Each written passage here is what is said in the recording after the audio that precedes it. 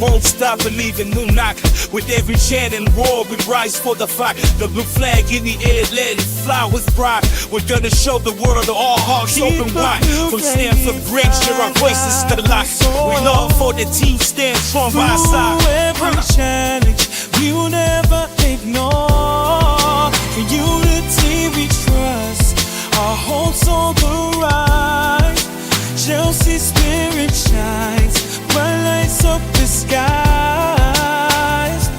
And if a cowboy said, for real of dust, and then with a love this storm, every phone's estimate, every was a strife. God, you, my heart, keep the blue flame inside like we soar. Through every challenge we will never ignore. In unity we trust. Our hopes on the rise. Chelsea spirit shines. Bright lights up the sky.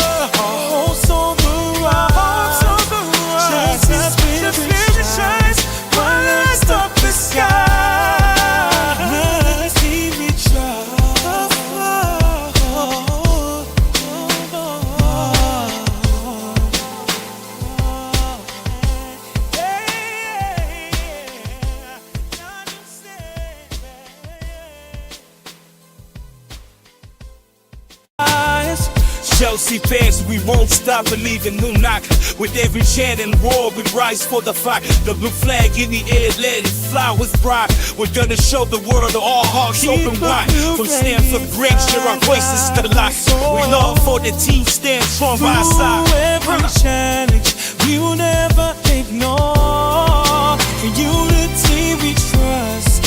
Our hopes on the rise. Chelsea spirit shines. Bright lights up the skies. And if a cowboy said, for real of dust, and then with a love this storm, every phone's estimate, every was a strife. God, you, my heart, keep the blue flame inside like we soar.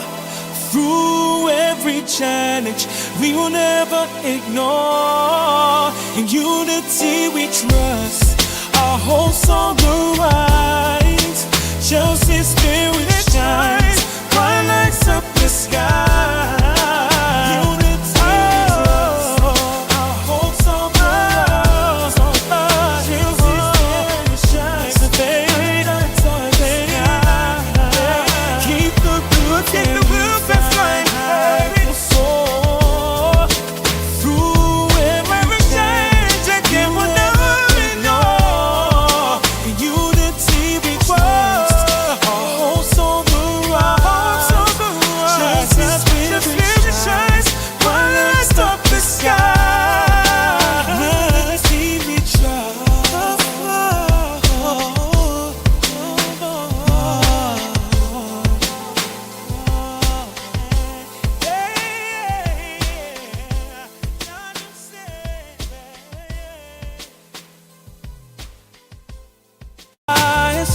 Chelsea fans, we won't stop believing. New knock with every chant and roar. We rise for the fight. The blue flag in the air, let it fly with pride. We're gonna show the world that all hearts open wide. From stands of great, share our voices to the light. We love for the team stand strong by our side. Every challenge we will never ignore. In unity we trust. Our hopes on the rise. Chelsea spirit shines. Bright lights up the skies. And if a cowboy said, for real of dust, and then with a love this storm. Every phone says to there, every was a stretch. You, my heart, keep the blue flame inside like we soar. Through every challenge, we will never ignore. In unity we trust, our hopes on the rise. Chelsea's spirit shines, bright lights up the sky.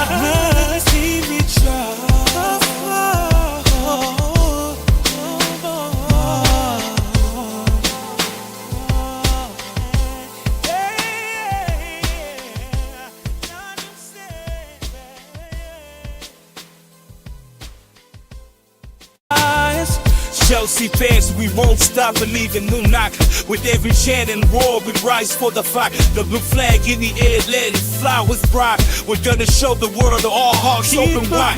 From Stanford Bridge, share our voices to the light. We love for the team, stand strong by our side. Through every challenge, we will never ignore. In unity we trust, our hopes on the rise. Chelsea's spirit shines, bright lights up the skies. And if a cowboy said, for real of does, and then with a love this storm. Every phone says to there, every was a stretch. You, my heart, keep the blue flame inside like we soar. Through every challenge, we will never ignore. In unity we trust, our hopes on the rise. Chelsea's spirit shines, bright lights up the sky.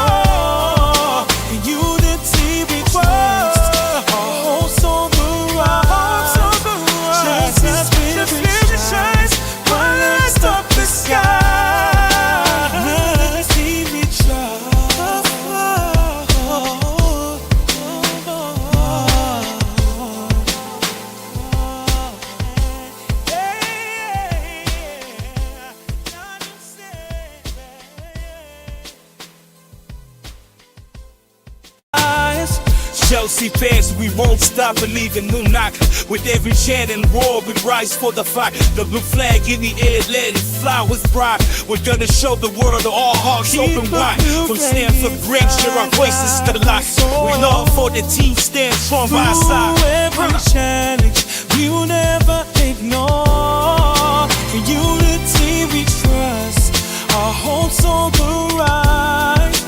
Chelsea's spirit shines, bright lights up the skies. And if a cowboy said, for real of does, and then with a love this storm.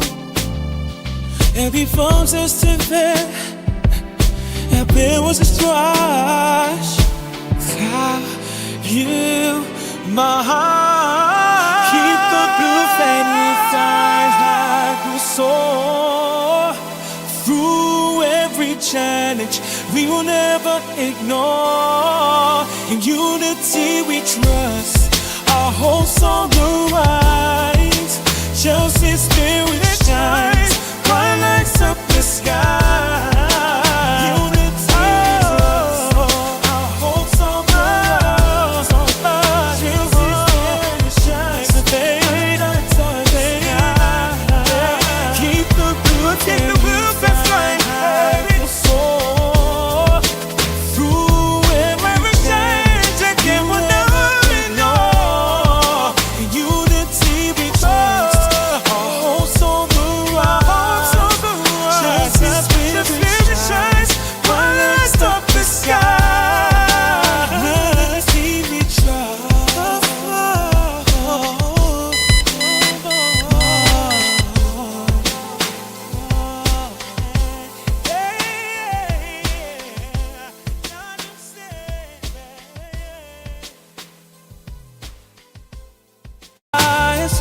Chelsea fans, we won't stop believing. New knock with every chant and roar, we rise for the fight. The blue flag in the air, let it fly with pride. We're gonna show the world that all hearts open wide. From Stanford Bridge to our voices to the light. We love for the team stand strong by our side. Every challenge we will never ignore. In unity we trust, our hopes on the rise. Chelsea spirit shines, bright lights up the skies. And if a cowboy said, for real of dust, and then with a love this storm, every phone's just to there, and there was a strife. You, my heart, keep the blue flame flying high, will soar through every challenge we will never ignore. In unity we trust, our hopes on the rise. Chelsea spirit shines, bright lights up the sky.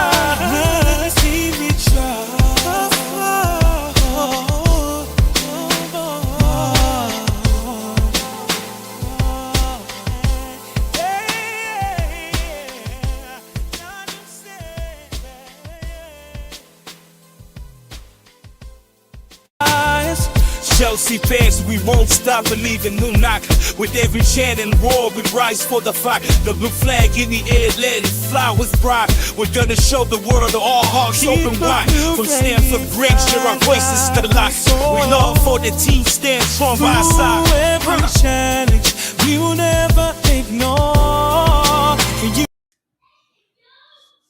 Yes, good people, big up to all of you. Welcome back to Chelsea Perspective. Welcome for another edition of the Chelsea News Roundup Show. I do hope you're all doing well. Unfortunately, bad news. That bad news will dominate our show today, given our loss to Arsenal, 3 losses in a row.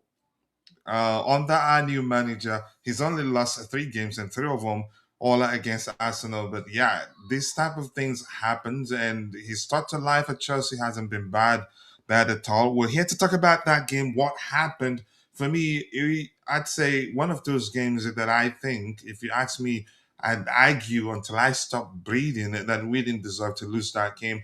But despite we have on the panel with me, the captain of the community in Constantine Dantu. Big up to all of you. And if you're watching, if you haven't, take a second, drop a like on the video, and also do subscribe to the channel if you haven't. We're getting closer and closer to 30K subscribers, and we're working hard to make things a lot easier. So I don't have to bear the burden alone of ensuring we are in the right trajectory in terms of growth.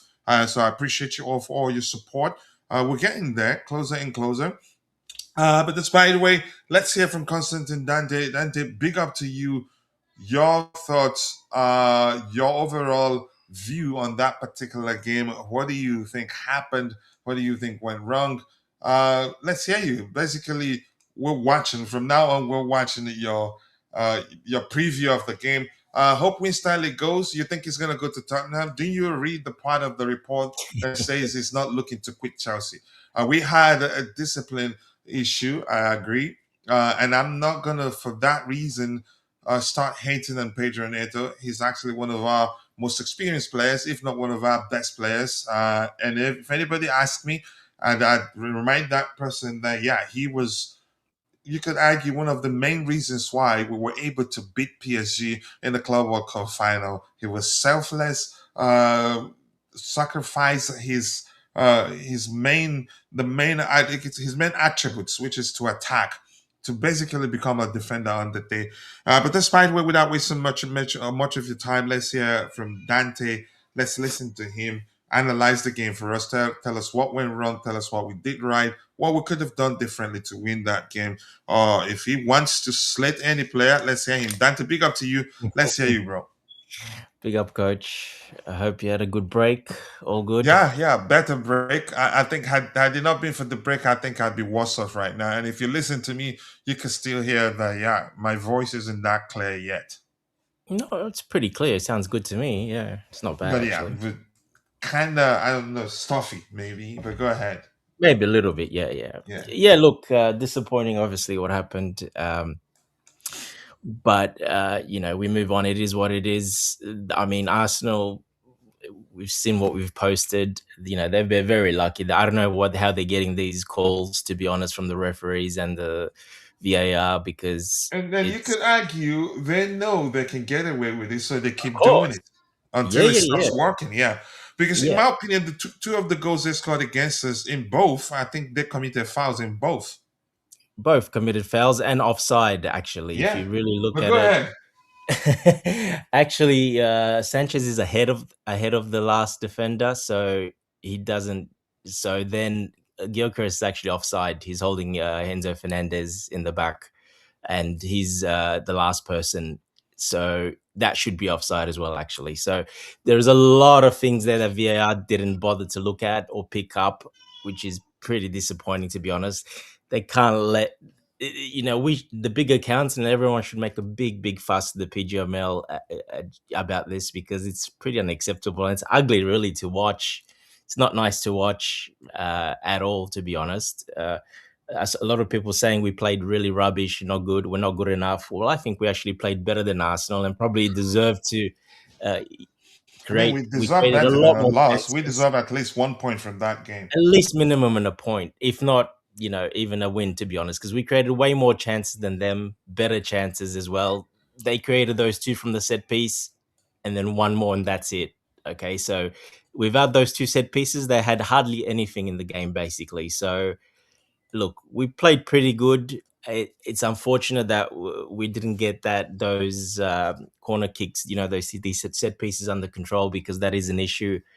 Um, Although saying that, the first goal they scored from the corner, uh, that ball went really wrong. Even the Arsenal, that set piece, the ball was wrong where he hit it, curled it all the way to the back post, nearly pretty much went out. So that kind of caught everyone off. And Saliba was on the back there. He wanted it a little bit more. So we need to be better in the air. You're saying one thing that I would have made differently. There's not too much. The only probably maybe Tosin. I could have started Tosin. I think that would have really helped. I mean, Uh, he's excellent aerially. We know that. he would have won all those corners. He would have been that most of the time. He goes for those. He's there. That's what he's there for. So he's got a 70%, which is top four, top three in the league for aerial duels won in the box. So I mean, that's his strength. I think he would have done pretty well. I don't see, if he actually played, I don't think they upset us too much. The rest of their forwards, they did pretty. They hardly created too much, to be honest. So yeah, look, it's hard to say. We don't know. In hindsight, maybe that's just one little change. But look, we did enough. We created enough chances. They got a bit lucky, or very lucky actually, and really did not deserve those goals, because they're all one fouls, two handball, three offside. So yeah, that's a bit too much. That's just a bit too ridiculous, to be honest.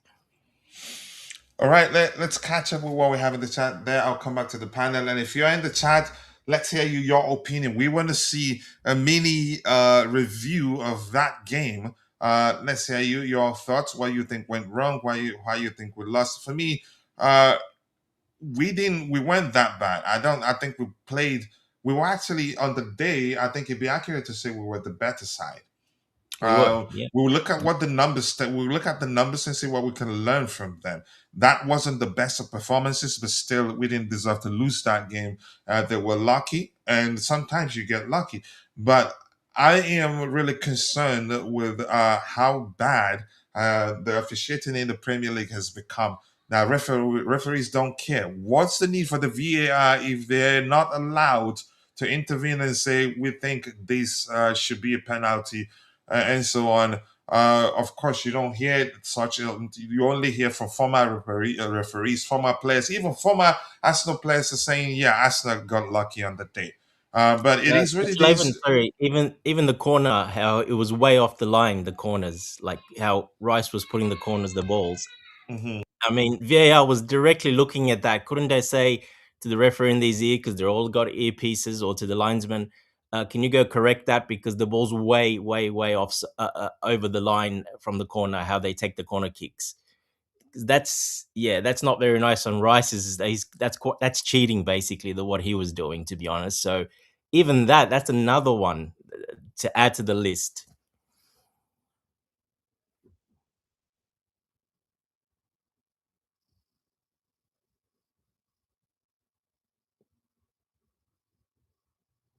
I think you're muted, coach. Sorry. Sorry, I'm saying, unfortunately for Chelsea fans, unfortunately for us, the biggest accounts on X, other places like content creators, they focus mainly on slating Chelsea players, even though they cannot Exactly. Yeah. change anything right now. They can actually, I mean, you could argue it is just provocation to exploit people's emotion, more clicks, more money. Yeah. And Yeah. I did say something on X. They can actually do both. You can actually still cater for your followers, and at the same time speak the truth to power, speak Of truth course, to they can do both. authority. Yeah. Get them to at least tell referees, look, I think this has happened too many times against Chelsea. You need to be cautious. But we don't. Only a few are able to watch games and say, okay, you know what? We didn't play well, but at the same time, the referees, they did us dirty. If you don't speak up, it will continue. The same way Yep. that you can say our players have been red carded so many times that practically easy for the next one to happen until next season. It's a reputational thing. So the same way that can happen is the same way if you put pressure, if you speak up, then the FA would do something about it. Irrespective of whether you think we deserve to Yeah. lose that game, of which I don't think we deserve to lose. We deserve at least a point from that game. And as promised, we will at a certain point during the show, look at the numbers and see what we can learn from it. And please keep dropping the likes on the stream, people. The likes do go a long way. And remember, we're bringing on a producer on a permanent basis, and we're also looking to hire also hosts. But you have your hosting skills has to be at least acceptable. Then we'll train you further on other aspect of what makes a great host. Hopefully, that's us working hard to make sure we stream consistently. But thank you. What's up, my brother Victor Adeynusa? Thank you for joining the show. I do hope you're doing well, and I appreciate you finding the time to join the conversation this particular evening. It's still 6:37 p.m. CST, and we have a Red Devils studio. Big up to you too, bro. Hit me up via X a lot. We have a lot in works, and we want you to be part of it. But hit me up so that we can talk. Victor Adenis says, are you hopeful for top four or UEFA Champions League qualifications? I think we will. I think we will. Listen, we've been there before, but you can say I haven't looked at numbers to say for certain that we're most definitely finishing in the top five. But this is, you can say that's what I've said already, driven by my belief in the squad and the manager and the rest of our games, the games we have to play for the rest of the season. I haven't looked at numbers, but I think I need to, so that when I speak about where I believe we'll finish in the table, I'd speak about it authoritatively and not just, or speak about it with authority to simplify that. So before my tongue falls out of my mouth, but you get the gist. Let's see. Red Devils studio says Chelsea have a discipline problem. Do we need Einstein to tell us that? Lack leaders. I don't think we lack leaders right now. Do I think we have disciplinary issues? Absolutely. I feel for Liam, though. I don't think the board will give him time.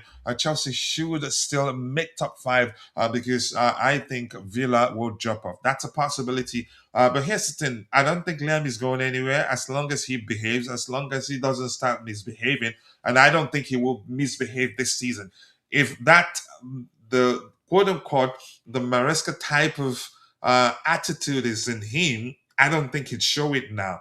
I think maybe after winning one big trophy or finishing in the top five and winning one of the winning FA Cup or Champions League, maybe we'll start seeing the other side of him, just like Enzo Maresca did.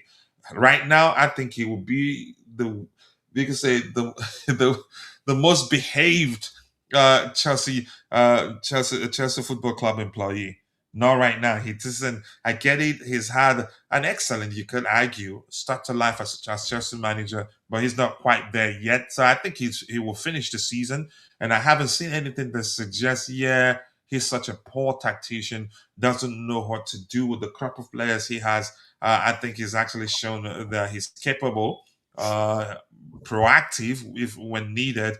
So I'm not concerned. I don't think he leaves right now. And I'm not saying that that's not driven by sentiment. Um, I'm saying that based on what I've seen so far. The owners aren't stupid. So if you get that. But let's see what happens anyway. You've expressed your opinion and you have every right to, and that's how we operate here. Mod has joined the chat, even though I don't have it open. That ref was given all the decisions to Arsenal Kachila. Drew, my bro, nice to see you. I do hope you're doing well. I'm not gonna doubt it. I will only preach it. Really. Welcome to you there. And Drew says that ref should not ref again. Unfortunately, we've had one of the worst referees in the Premier League get a chance to officiate a game in the World Cup. So sorry, he probably will. Unfortunately, they protect them a lot. It would take some blatant, you could say, blatant intentional practice on the pitch that it'd be so obvious that, yeah, even the FA cannot protect them for them to say, yeah, you're done, you need a break. Unfortunately, because yeah, it's not just about the referee, the man in the middle on the VAR. I'm not sure how the rule is so unnecessarily complicated that sometimes it just doesn't make sense. But I'll get back to Dante to talk about that in a bit. All right, speak to him. He will respond. Did you give Dante his intro? Oh, I don't miss it. He's my bro, and he's a good guy, so I don't miss it. How Saliba didn't get booked as well. He was practically grabbing João Pedro. I mean, they get away with it, and I think that eventually will come back to haunt them. And if anybody feels like you know what, we don't need to talk about how bad the referee was on the day, it will come back to haunt you too, because yeah, it's the same entity, body that handles the Premier League officiating. Yeah, I was at the time. But thank you. We have a lot lined up here. I'm going to scroll to the very bottom, then I'll try to catch up to catch your subsequent contributions in the chat. Chelsea have not beaten City, United, Arsenal, Liverpool away from home since 2021. That's none of the referees. Yeah, I agree. I'm not saying the referee not listen. The referee wasn't the only reason why we lost that game. We could have defended better, I agree, but doesn't mean we should just overlook such an awful officiating, irrespective of how you see it. Yeah. So it just seems that if at this point, I think it'd be accurate to say Arsenal are actually influencing the rules. Maybe the rules are adapting to what they do on the pitch. If you get my point. But when we speak up, the stupid refs give a yellow card, you have to continue speaking up. If you don't, yeah, get used to it. As you are a rival, please, not trolling, please. I know you're being respectful so far. Yeah, I like, he's my bro, so he speaks the facts. That's classic classic projection. Vic, you know, I don't do coping. I speak the fact. I've seen us lose games that I've come out and say, yeah, we deserve to lose that one. AKA, one example, the game against Leeds United. I can't quite remember others. I'm not into sugarcoating stuff when it's time to speak up. So, but yeah, that's for me. That's projection, in my opinion. And my bro here, coach, my message. Yeah, they're showing today. Not like the other day. It wasn't your fault. There was an issue with the system we use, and we're implementing a lot of stuff, so that led to us having problems. Yeah, let's see what else we have here. And Adewale Onatoye, my bro, says that Chelsea will end up as fourth. Yeah, I think we're capable of doing that. If we don't, then definitely questions need to be. We need to start asking questions about the managers. About the manager, whether he's the right fit for the job or not. If he finishes top five and gets you for Champions League, he will stay. If they finish sixth, I'm not sure. It depends. If we finish sixth, it depends on how it happened. If it is down to the players not, you could say, not performing well, I don't think they blame him. I think he's tactically, in my opinion, I'd take him over Enzo Maresca. And remember, I love Enzo Maresca. I know how they differ. And we've talked about that at length here. As Ziggy T said, I'm not blaming the referee for the game if we had done our job. Remember, I said the referee wasn't the only reason we lost the game, but at least we've always had a defensive issue. But at least we need to call out the referee in aspect of the games where we'd say definitely, yeah, he should have some. You could say should have. We should have gotten a penalty or maybe a call for a foul on our player or something like that. Dante, did you realize the Timber dive? Then they got a corner from the free kick, and I think that dive actually didn't have to get a yellow card too. So that's the sort of stuff I'm talking about. I'm not saying Yep, you haven't yep. heard me say the referee was the reason why we lost. Had we scored, you could say being efficient in front of goal, scored the chances we got, and also defended better. Yeah, even with the foul, would still win. I think Exactly. it's more, coach, the Yeah, go referee. ahead. I think it's more, for me, it's more the VAR than the actual referee. So the referee, the ones in the booth that Mhm. have the ability to slow everything down, see 10 replays, which the referee needs to make a split decision and not always looking at everything when there's so much going on. And that's why he needed help. So for me, it's just he needed the help, the referee, and he never got it. So because, Go ahead, Dante. yeah, can you hear me? I said, go ahead. I just want to take a call quickly. Okay, so no problem. Yeah, look, so really the guys in the booth, they're the ones that really stuffed up really badly, because there was if you look at the letter of the law, what happened. There's just too much. And even like Drew just said, even that one, that's deception by Tim. But yes, he dived. Yes, he knew what he was doing, and yeah, that you can blame that on the referee. But again, depends where the referee is, what angle.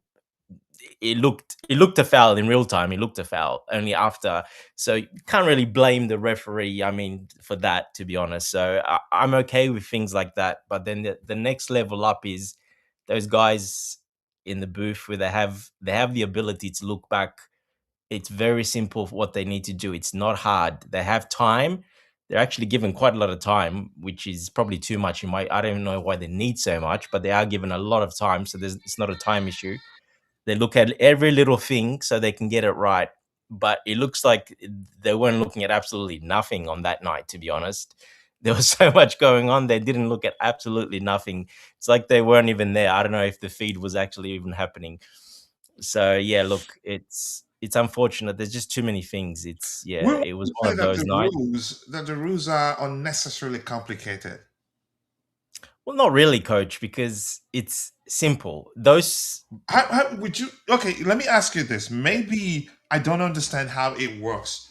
I've seen certain situations. Correct me if I'm wrong. I don't know the rules that well. Actually, I hate discussing them. okay. I've seen occasions where they said everything depends on the referee's on-field decision, No, or no. something like the referee didn't. I'm not sure. It's confusing, really. But educate me, please. In most of the stuff, like that free kick that Timber milked and got, yeah, that's just they can't call that back. They can't get involved in that. But if it's in the box, Oh, okay. Can you penalties, hold them? Can you hold them? You said they cannot call it back, not those ones. No, but why? they don't have Why that have power a yet. VAR in the first place? Why? I Exactly. think the Yeah. reason is for it to help see things that the referee alone wouldn't have been able to see. And if it leads to a goal, definitely yes. If it's an offensive, and it's really close to the goal, I think that's might be from next season or the season after. They're looking at that, but at the moment, it's only in the box and red cards. That's it. So, uh, you know, penalties and stuff like that, like holding something the referee won't see in the box, and he makes some mistakes and he won't see it, stuff like that. And it wasn't hard. Saliba wasn't even looking at the ball. Two hands around. Look in the book. It says if you have two hands around a player, and you bring a player down, which he did. Was he looking at the ball? No. It's clear-cut penalty. I'm not even going to go to Raya with the punch in the face. That's another clear penalty And this the last choking, season. of Hato, plus the Yeah, handball. the Declan Just go Rice ahead. handball, yes, that as well. But I'm talking about that. But yeah, Declan Rice handball. Declan Rice, even in the second goal, was facing backwards, not even looking at the ball, and he was tackling. I can't remember who was holding. That is an automatic penalty. You can't do that. They gave a penalty 2 weeks ago for that to Newcastle, I think, or who it was Dan Burn. What they're holding a player, not looking at the ball. They gave a penalty. They're exactly the same thing. They gave a penalty. The VAR got involved and gave a penalty The because that should be an automatic. inconsistency is one of the reasons that one of the things that drive me nuts. Yeah. Do you remember that Moani goal that was ruled out? Not sure which one. Moani against Arsenal. Kolo Moani against Arsenal. That was ruled out. Arsenal, in all the games they've scored against corner kick, go take your time, look at all of them. They're shoving, punching, Yes. wrestling people down, holding Yes. people. And you can say which was the one of the reasons why I said it just seems as if the rules are adapting to how Arsenal play.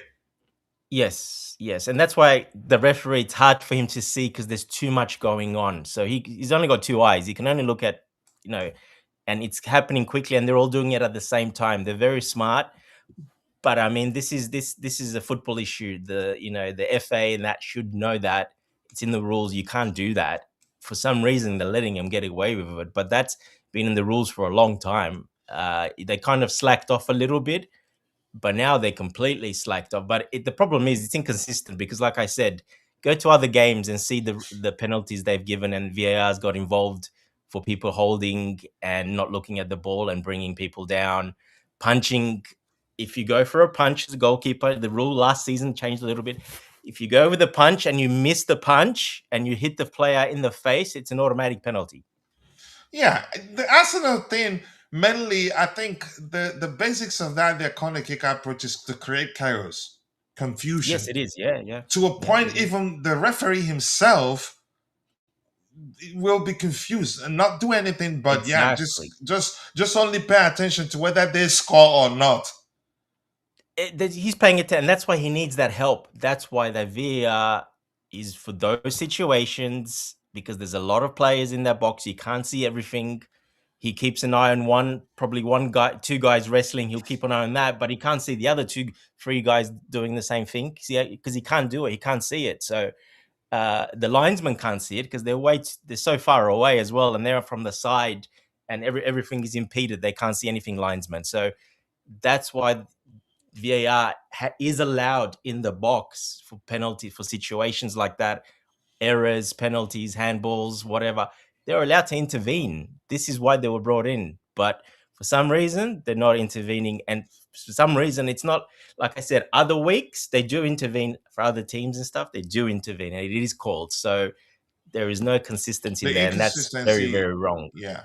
The inconsistency and very annoying to me. Let me catch up with what we have in the chat. I'll come back to the panel. We have a lot to talk about. We will hear from former referees, some of footballers, also retired footballers, what they have to say about that officiating. I'm not blaming the referee for the game. If we, yeah, I agree with you, but still, you have to say something. Otherwise, they'll keep getting away with it. Dante, did you realize Timber dived? Then I think we've addressed that one too. And Ziggy here says we lack quality and mentality. We lack quality not in all departments. I think on the left hand side, I would say we can do better on the left hand side, really. But with time, if we don't make that, I think they're eager to make changes because they want us to start succeeding now, given what we've heard. But man, we just need to be truthful. We can't because you can't because let's say for instance, if you what I'm trying to find a more suitable analogy here, but let me just move on. But you get the gist. You can't because of had we done better that we could have won the game, but we didn't. We weren't actually that poor on the day, irrespective of we have certain players that didn't do as well or didn't measure the sort of performance we expect from them. But even at that, numbers show that we shouldn't. We had no business losing that game. A draw would have been a good result. I do think the Premier League would change the rules next season regarding Arsenal's set piece. If you watched the Everton United game, it was like WWE from Everton. Yeah, because everybody, they're getting away with it. So everybody, a lot of teams are learning to do the same thing. Yeah. Let's see. Drew says, Coach, what United fans don't realize is that they only play one game a week, not in any domestic European tournaments, so they get a maximum rest. That's actually an advantage. How many times have we won the Premier League when we weren't playing in Europe? I think one time. Was it under Conte? Was it under Conte? I think that you could say that does offer some advantage. The ref also wasn't going to give the blatant Rice handball. Luckily, we scored after it. Yeah, but even after that, I mean, to forget whether he gave it or not. Get the lights up, people. Red card FC. That's another point. That I think it's important, even though I don't like Vic. But in I would say in Pedro Neto's case, it's really not that straightforward. It's not, for a multitude of reasons. We could have still gotten a draw in that game, even after he considered we still created better chances than they did. And had we won or finished the game with a draw, I don't think people will be complaining that much about him. And the annoying and the concerning thing is Chelsea fans are slating him, name calling him. I want you out of my club. And it'd be accurate to say football fans have a very short memory. He was one of our best players last season. And every time I see people slate him, name call him, I feel the urge or the need to remind them we're talking about. I get it, Cole Palmer, the hero on the day we beat PSG 3-0. To remind them that Pedro Neto was one of the main reasons why we won that game. His selflessness, tireless movement on the day. He ran like if the game, he ran. I didn't see him get tired on the day. And I think on two occasions where our defenders were nowhere close to stop the PSG players, he was there. One, he had to knock the ball down for Robert Sanchez Sakati. I think it was Hakimi in that excuse me, on that occasion. He's basically sacrificed being an offensive player to become a defender on the day. I get it. People will pay attention to the managers, and the kudos to the manager who I definitely charged him to apply himself on the pitch the way he did against PSG. But unfortunately, Chelsea fans, irrespective of whether you were the one that scored, you can say, that scored the last penalty against Bayern at the Allianz Arena when we won our first Champions League. And if you happen to be the same person that scored the lone goal against Man City, that ensured we won our second Champions League uh, um, trophy, and then the Club World Cup. The moment you start underperforming, whether the reason is that, yeah, you're going through some personal stuff, or down to change of manager, or maybe the usual thing. Players don't perform consistently 100% of the time. Some they say form is temporary, and yeah, that's the truth. Form isn't permanent. Why are Chelsea fans hating on this guy? Even this particular season, that yeah, he's looked off. He's not been able to measure the sort of form he showed us last season. His numbers, he's still one of our top performers. But that, let me hear you. Well, look, he was our most goal contributions. Remember, we talked about this when we were talking about the difference Estevao and him a couple of months back. He was the one leading everything. So then João Pedro started getting better, but they're very, very close anyway in goal contributions and build up. So yeah, look, he's found it a little bit more difficult now. He's been asked to play. Let's not forget, he's been asked to play on the left-hand side, right-hand side. Again yesterday, and 3 or 4 games as well earlier, a month ago when Rosenior came. We're playing a different formation.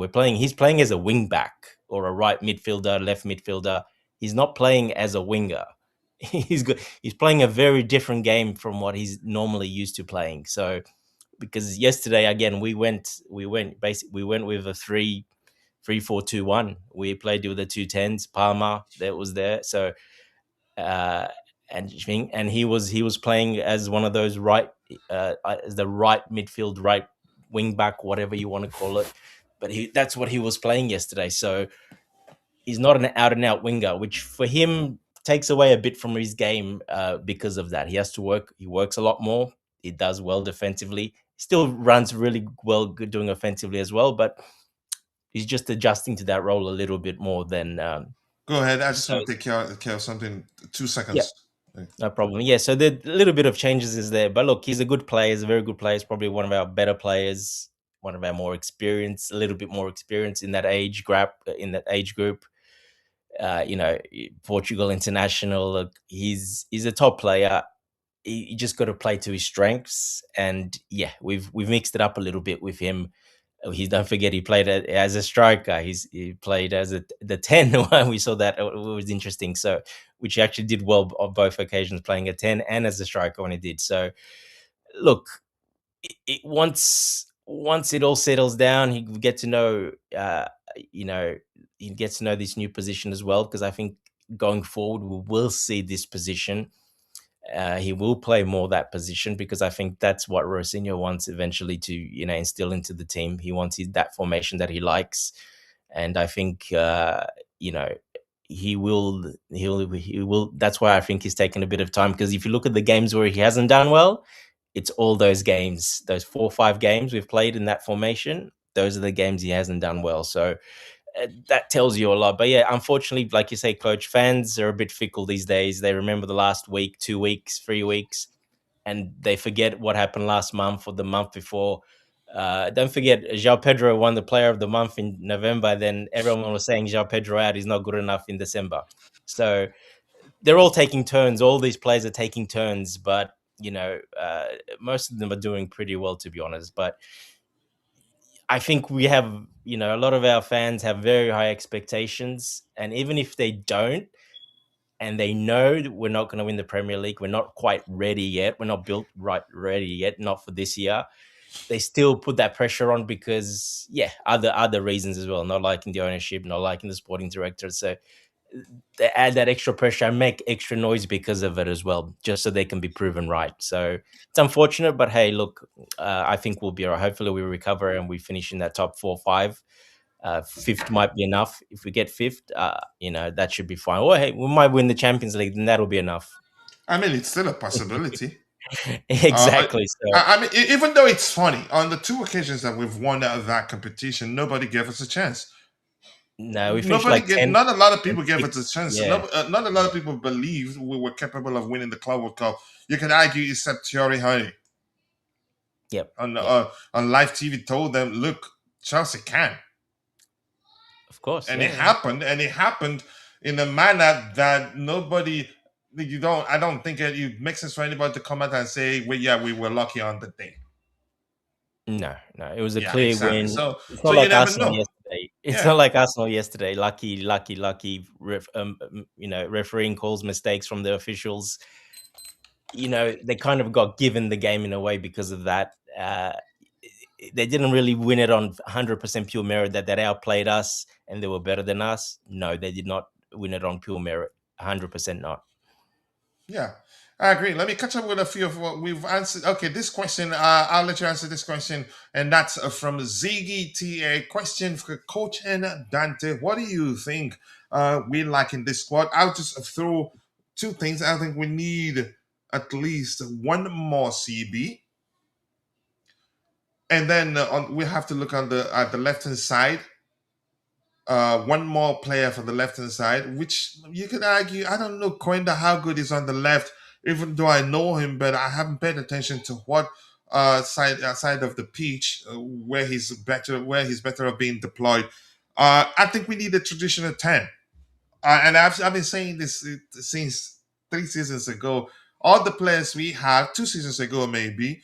Um, all the people we have that are playing the 10 position are players who are either wingers or number nines who are capable of fulfilling the number 10 role, but aren't traditional Yeah. number 10. But that's my number 10. But that's my opinion. Let's hear you, Dante. 100% the 10, especially with Rosenior's system that he likes. We saw it again yesterday, 210. So we need a 10, 100%. A proper 10 that's comfortable in that position, that's very much a creator. So we need a guy like that. Then, because just because injuries, etc. We definitely need one though, like a proper one. How we were looking to sign Fermin Lopez. Well, I think that's why we were just trying to sign Fermin Lopez, because he's perfect for that position. So And it's actually given how you could say he's a he runs well and yeah, also yeah, very strong. So he's you could say very fit. He's not his application on the pitch is one that yes, will lead to success in the Premier League. yeah. Scores, assists, is a creator, and scores likes does the scores quite a bit as well. Long range shooting and everything. So But that placement. So chapter look, is closed. yeah, yeah. So that chapter's closed. But I'm saying that type of player, we were looking to get him. We were trying to get him. We tried, but you can try, but doesn't mean you can get him. But we definitely need a 10, a central defender, definitely. I think more experienced, aerially dominant. When I say experience, I'm not talking about a 30-year-old. I'm talking about 24, 25, probably max, around there. That sort of age. That's physically good, speed, aerially, and good with the ball. Someone that can do a bit of everything. So, but probably more aerially. Definitely, we need a more aerial dominant. That's probably what we're missing in the squad. We've only got Tosin that can really do that really well. Fofana, Tosin's number one, like I said, around 70%. Fofana's actually number two in the air in I the think team. even Rosinia did say that during his presser. Yeah, so he's at 66%, which is very good for Fofana. That's huge. Like, he's not the biggest guy, but he does always jump. He attacks the ball, so that's why he wins a lot of them, and he's got a good leap. So he's number. After that, it drops down to all the rest are 50, 55, 40, That's 45. the difference. You could say I'd Huge. rather Fofana, Yeah, as you just mentioned, he attacks the ball. correct. Tosin often waits for it. Tossin waits for it, but he's positioned so well that he's in that area, that central area. Well, he's just got to take a left step, right, forward, left, right, and he gets to the ball. It's not hard because he positions himself very well. So Shalaba, for example, he waits everything to come to him. He's not very good in the air. If it's at him, he'll try, but if it's not at him, he won't step hardly anywhere. Sa is very tall, but that's not his game because he was brought up to play. He's the ball playing defender that he's still maturing. Let's not forget he's 19 years old, so he will But he's get good. better. His ceiling is really really high. His ceilings are very, very high. So not quite yet, but he's only at 50% as well. 45%, I think, SAR. So he's not very good aerially. It's one part where he will improve a lot in, but not quite now. So we need a guy back there that's a bit more dominant that can do all that stuff. So I think that a 10. I'm not looking at winger, to be honest. You said a left hand side player. I'm not really looking at a winger, to be honest, because I don't know. I keep saying going forward, I'm not sure how much we're going to rely on wingers and how much we're going to play out and out wingers, to be honest. Given the If we're going to manager's stick, approach. yes, correct. He prefers that. You've seen it every now and then. Again, yesterday, in the big game, he put that formation in, and we played that way as well. So he keeps then going back because next week we have you have Garnacho, blah blah blah, and if they need to play, well, you can't play them as those positions. So he accommodates, and he kind of makes a few adjustments. But I think going forward, he definitely wants another 10. I'm pretty sure of it. He wants a player like that up there that can play next to Palmer to interchange. If Palmer's not there, he can play that. Probably even two, to be honest. We could even do it two, but probably Esteval can do that role. João Pedro can do that role pretty well, I think. So, yeah, look, depending what happens with striker as well, if, say, Delap doesn't improve or something happens or whatever, that Delap could be a just needs to position as play well. more, in my opinion. But yeah, that's me. Yeah. That's what I mean. I'm just saying if there's an injury or something, it's just not happening, or for whatever reason it's not working. Well, it's not the biggest loss. I mean, we didn't play much for him. If we do move him on or loan him, we're going to make money eventually on him. So it's not a big deal. So that could be a position if it doesn't improve till after, because he can still improve. Another one, because then João Pedro can go back in the 10 as well, play one of those two 10s as well. So yeah, I think maybe striker, a 10, and a centre back for me. No wingers for me. I think we're going to move away from that, to be honest. All right, I'm going to catch up with what we have in the chat. We have Bands on the panel. Once I catch up, I'll come back to him. Let's hear his review of the game, a brief review of the game.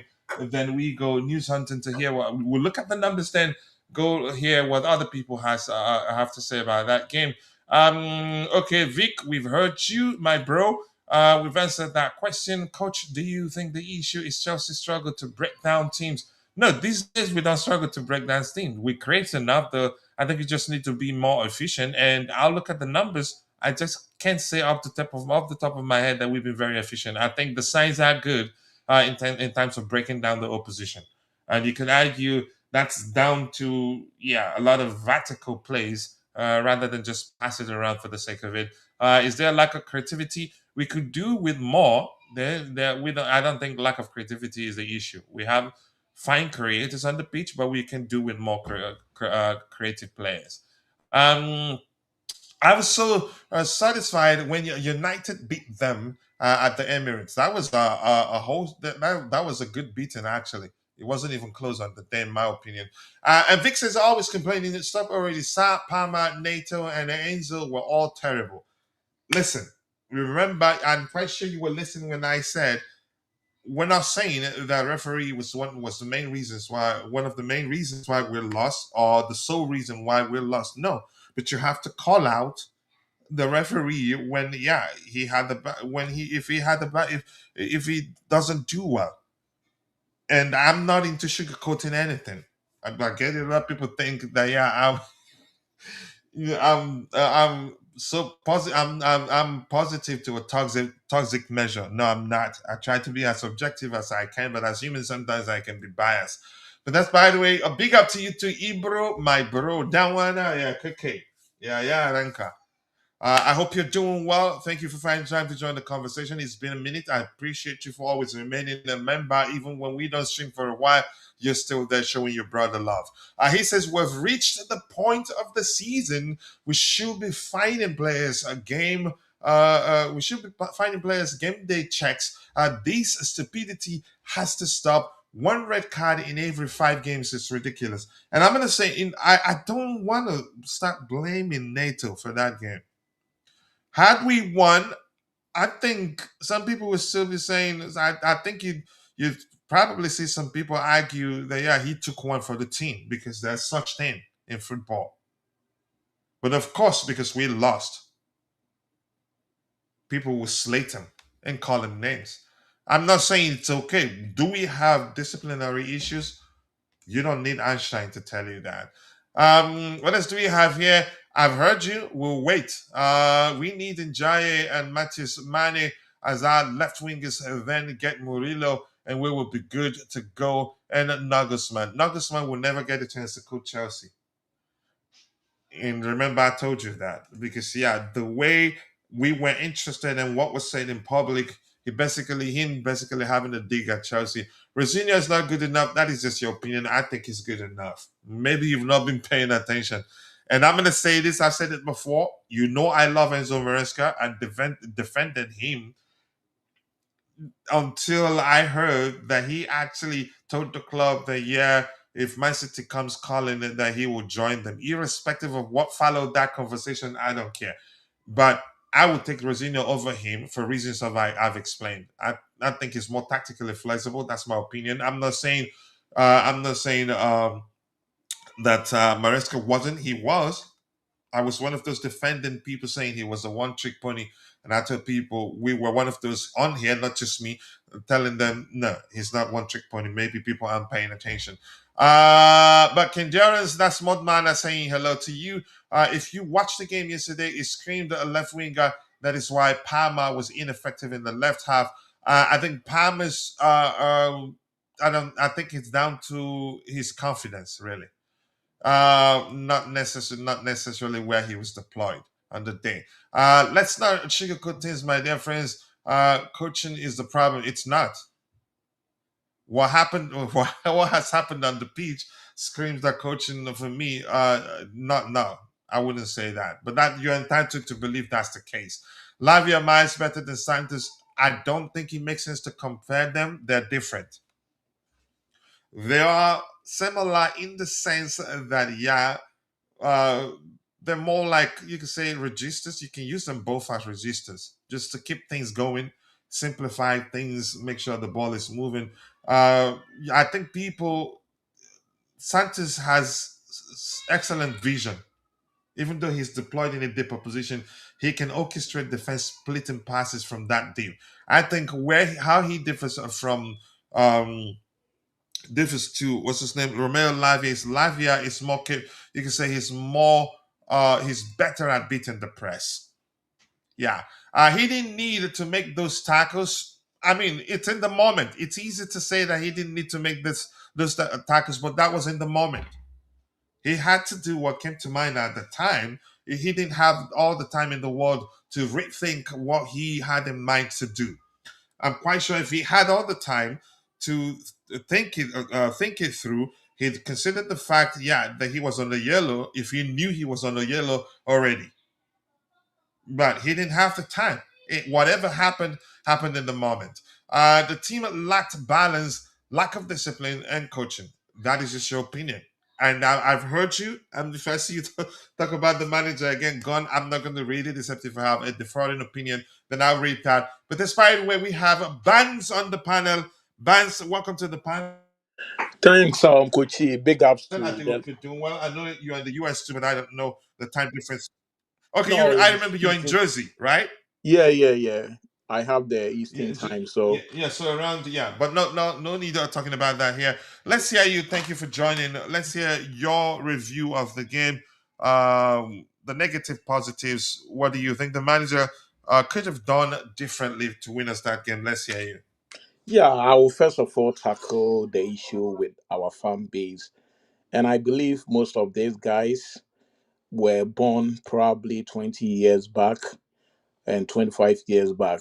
To be honest with you, I've been following Chelsea since the year 1996. So that's how long I've followed this football club. And I've seen those days when we used to play Europa until the Abramovich era, until this owners era. So I've been here for a very long time. And it seems like Abramovich have made a lot of Chelsea fans more spoiled, like spoiled kids.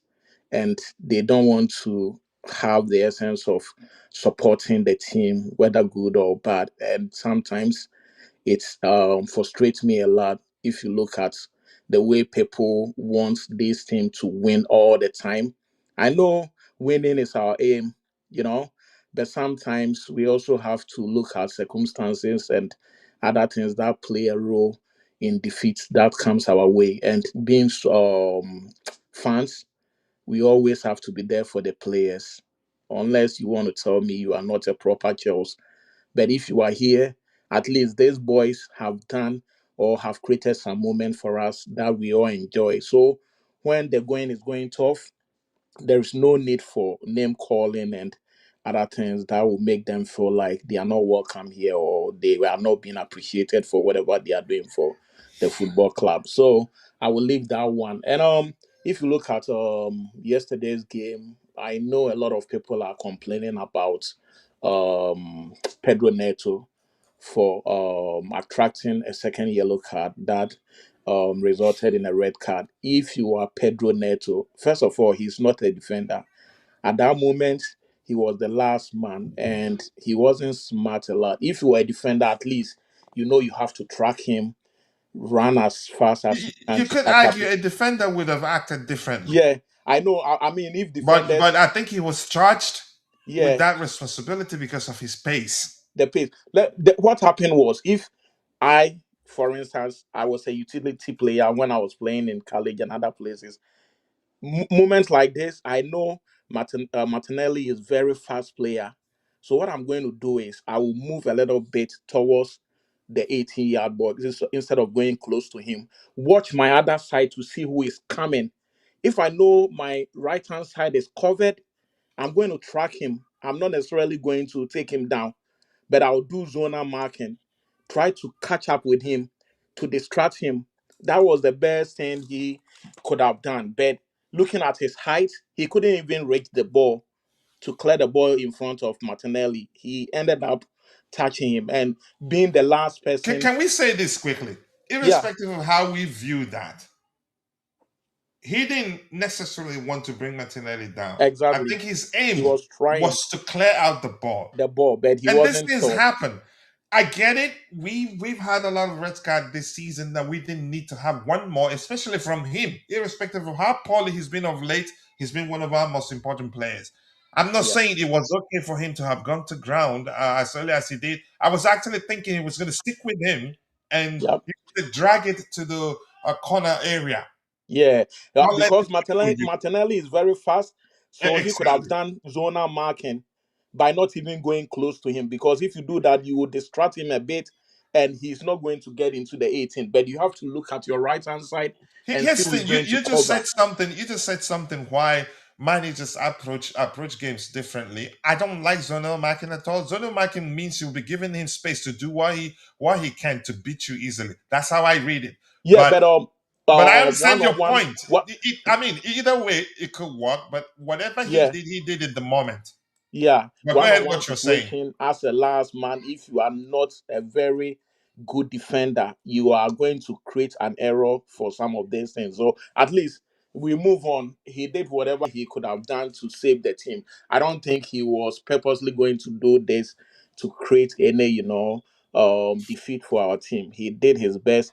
And it reminds me of Suarez when he was the last person to have handle Ghana's opportunity to go to the semifinals. That thing still hurts me, but at least he was on the chopping block. He had a red card, and he made sure that Uruguay qualifies to the semifinals instead of Ghana. So any player can do something to save his team, and these are some of the things.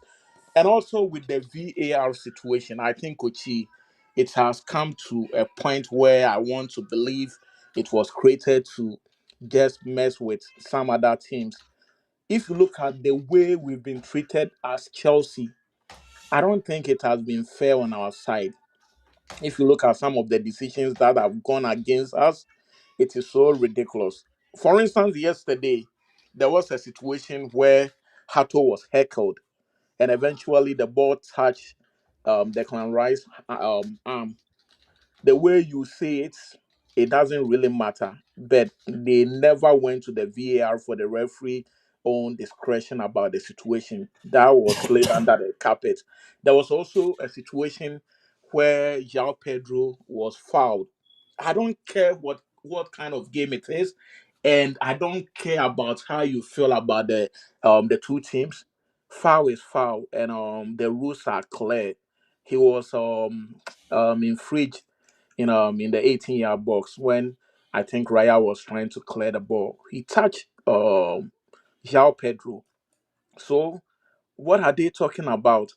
These were some of the situation VAR was not able to pick up. There were so many instances Chelsea players were heckled, and it was so messy. You understand? So I think Arsenal were able to go away with some of this infringement, and they should not forget that they still have like 10 games. I don't want a situation something will happen in the future, they will come back and they will be crying. We are going to remind them of whatever happened yesterday. Because if you have a situation where the VAR are always conflicting situations, that is really ridiculous. And I don't think it's even necessary for us to go with the VAR, because there are certain rules, they apply it, and when it gets to another situation, depending on the team, they don't want to apply that same rules, and it's becoming so much that they have to look into it, especially with Chelsea. Every time they don't treat Chelsea very good. I'm talking about the referee association. They don't treat us good. And sometimes they can even give us a particular referee for him to come and mess Chelsea up. And you all know the referee I'm talking about.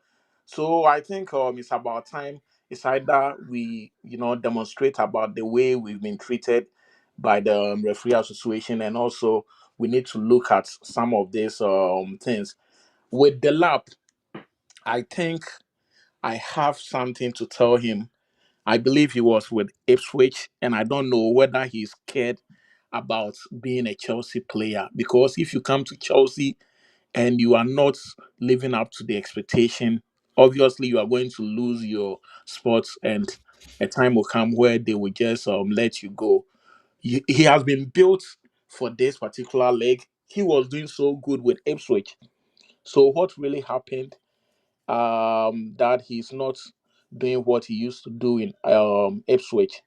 I have so much to tell him, because I know what he can do, and I think people are not talking to him. They have to psych him and bring the best out of him. He's a good player, but there is what should I even say?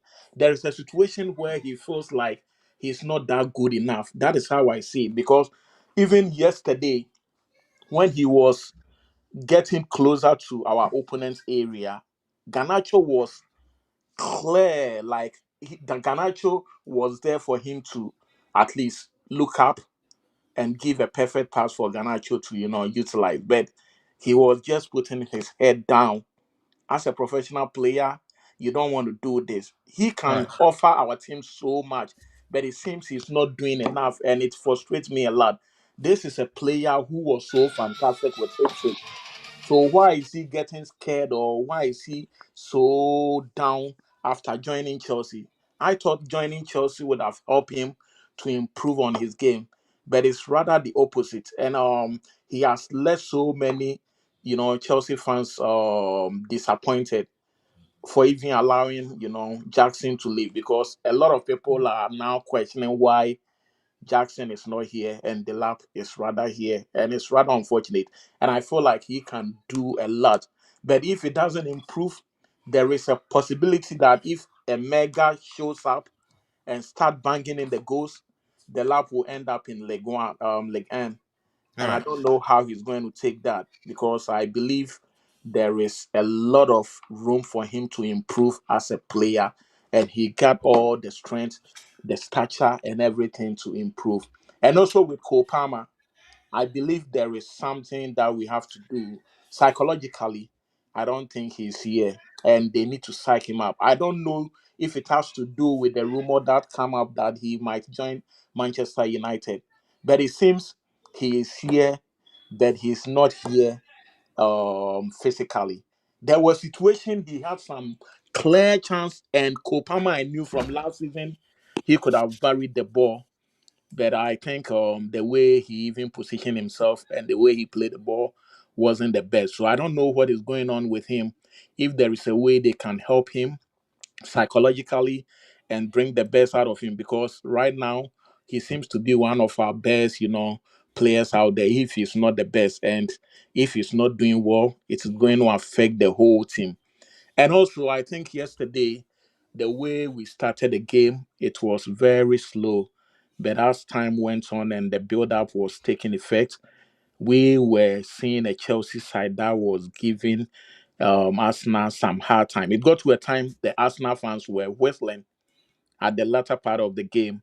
That shows you that we were really doing good. And I like the fact that Lavia came in and proved to everybody that he's one of the best midfielders. And I believe if he can stay fit for a couple of months, I believe we are going to end very well, because I was so impressed with the game he brought in. And I was also disappointed that Gusto didn't start. I could have preferred Gusto to play at the right back. Then James would have joined Enzo and Caicedo in the middle, so that maybe Santos would just start from the bench. But it was the other way around, and Gusto started too late, because when he came, I was liking the way he was taking on the Arsenal defenders, and he was bringing a lot of fire on the outside. And I feel like it is a lesson, and also to all the Chelsea fans who are trying to accept only win in this football club. I don't think that is necessary, or they shouldn't try to Yeah, I'll do just stick anything. with it's not possible. Yeah, they have to be with And the people, team. and just to be clear, you and I understand that people have every right to scrutinize losses, criticize players, but what we don't condone is uh, Exactly. name calling, and you can say bashing the player. Players, Some of us they are behave the as same if we're players. just fair weather fans. So I'm going to let you finish, and I have one more question for you. Catch up what we have in the Yeah. chat, then bring So, on Jay. Kochi, that Let's is hear what that Jay's would be my review. Go ahead. submission now. That would be my submission. I was just drawing everything down, and I think for now, the Arsenal, the Chelsea fans should exercise patience, and I believe there are better days coming for the football club, and I hope and believe we can end very good, because if you look at the fixtures right now, we all have some difficult games, but Manchester United have a lot of how should I say, difficult games as compared to Chelsea. They are supposed to play Aston Villa, play Newcastle, play all those boogie side, and I don't know how they can survive without even losing. Although they are winning right now, but against which teams? I believe they've been so lucky, and they have energized themselves after Carrick took over. How long are they going to enjoy that new manager bounce? I believe a time will come, it will die out. I don't want to believe they can go unbeaten until the league is going to end. They are going to slip. And I also expect Aston Villa to slip some games, and Chelsea will be out there. Although I would have wished we could have won the league this season, but the way things are going, I don't think it's possible right now. So let's have our faith in the Champions League. I believe the path to the final is going to be difficult, but hey, who knows? We might surprise everybody and get to the final and probably win the Champions League. And to us now, I believe they think they are going to win this league. I still believe Man City are the right team to win the league this season. Yeah, I mean, before I go ahead to get what we have in the chat, if Arsenal end up winning this trophy, I mean, that's my opinion. I'd say they'd have to be probably the most undeserving champions, in Mhm. my opinion. Not because of the sort of football they play, because of, yeah, I think you could argue they've been lucky with the fact that some of the teams that should be challenging them are going through a transition And period. oh, sorry, Kochi, sorry to interrupt you. And to the fans, I also want to let them know that the last Chelsea coach who was able to beat Arsenal, if I'm not mistaken, should be Antonio Conte. I stand to be corrected. So I I think Tuchel beat them. Tuchel was able to beat Arsenal, Yeah, two which one with season Lukaku was scoring it two on the day. I think 2020-21 or that should be after we won the Champions League. The following after the season. okay. Yeah. So it's a long time since we beat Arsenal. For some time now, circumstances have allowed them to beat us. It's either we are losing a lot of our key players approaching Arsenal game, or we are having some red cards and injuries. And don't worry, well, a time will come. We are going to have a collection of our team, and we're going to make sure we beat them home and away. So all Chelsea fans should just exercise patience. They should relax, and I believe our boys are going to make us proud.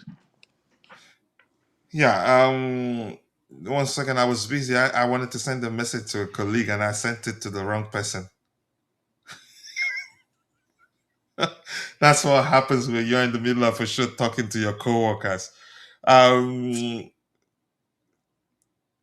Jesus. Let me just take care of this quickly so that I don't get into trouble. Oh my goodness.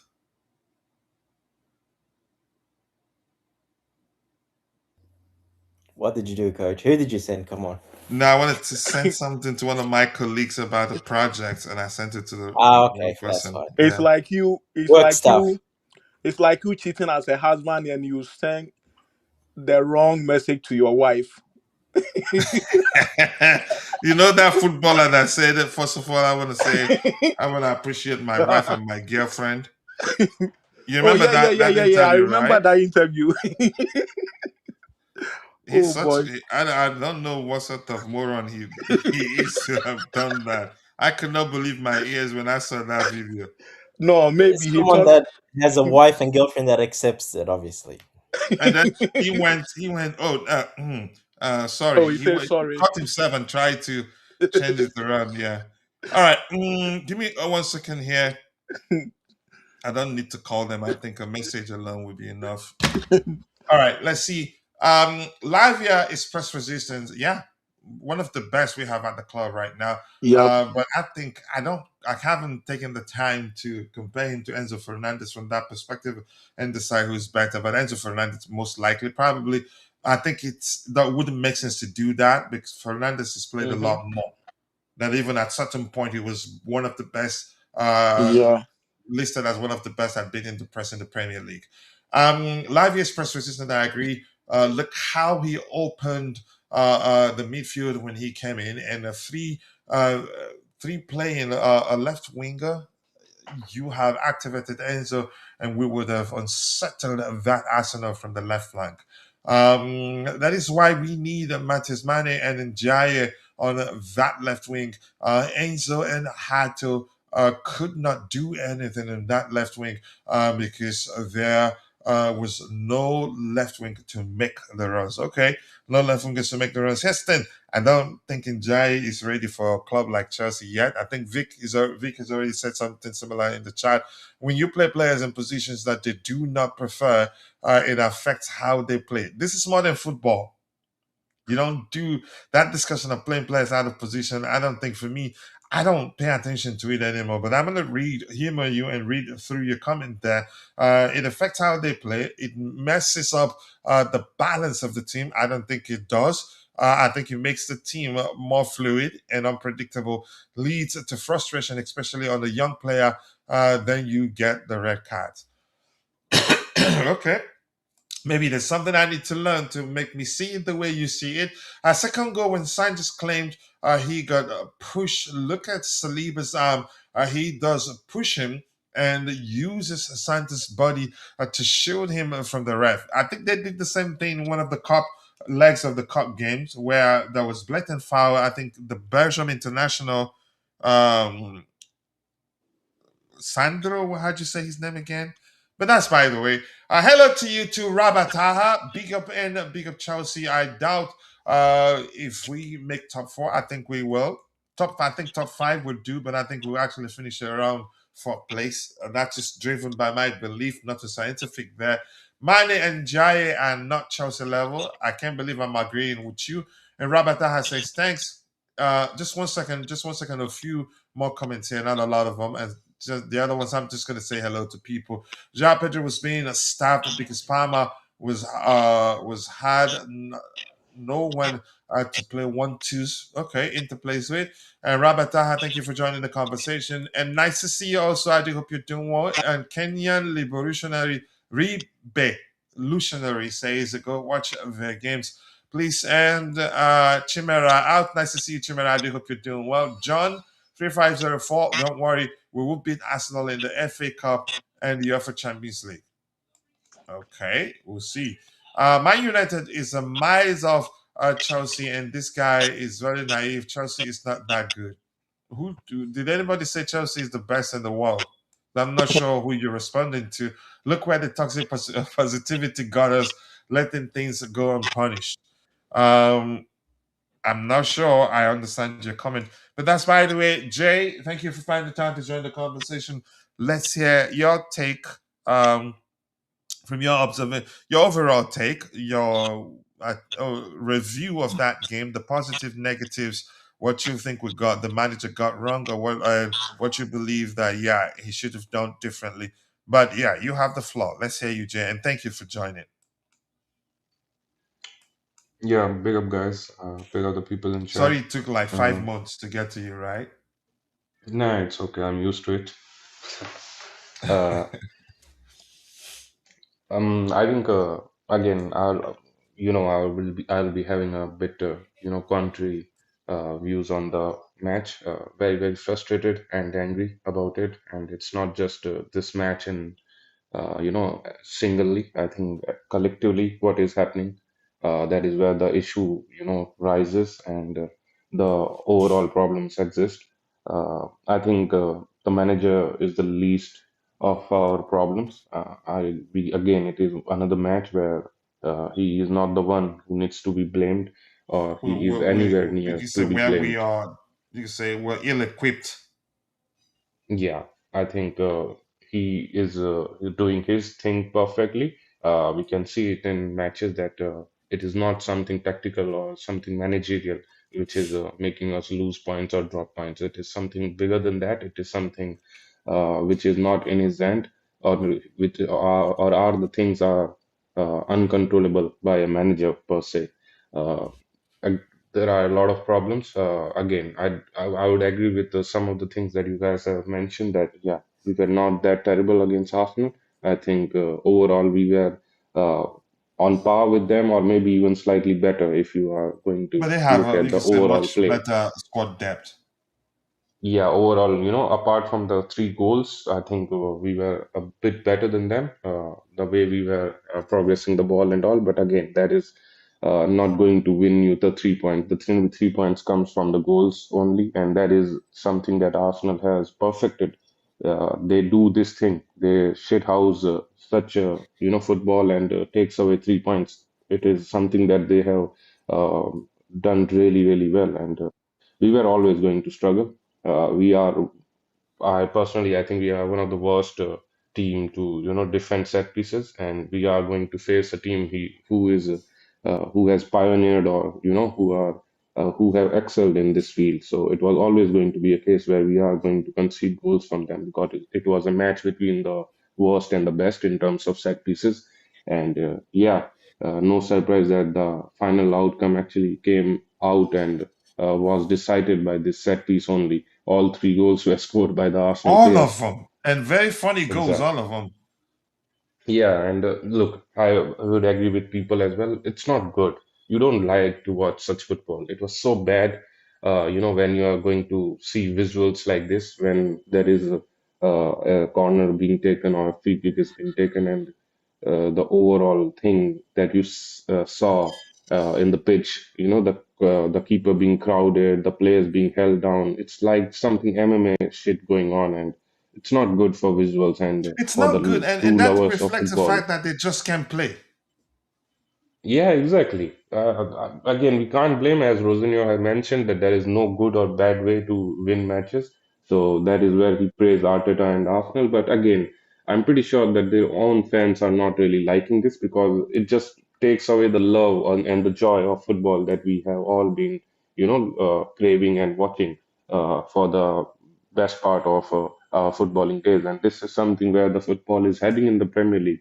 It's not good for the visuals, but ultimately this is where it stands. I think physicality was the thing that Premier League was defined by, and now I think it is going to take more serious levels, and I think people are going to, even the lesser teams and mid-table teams are going to equip themselves with tactics and with players who are going to target set pieces and maybe win matches through set pieces only, which is not good for the football in general in the longer run.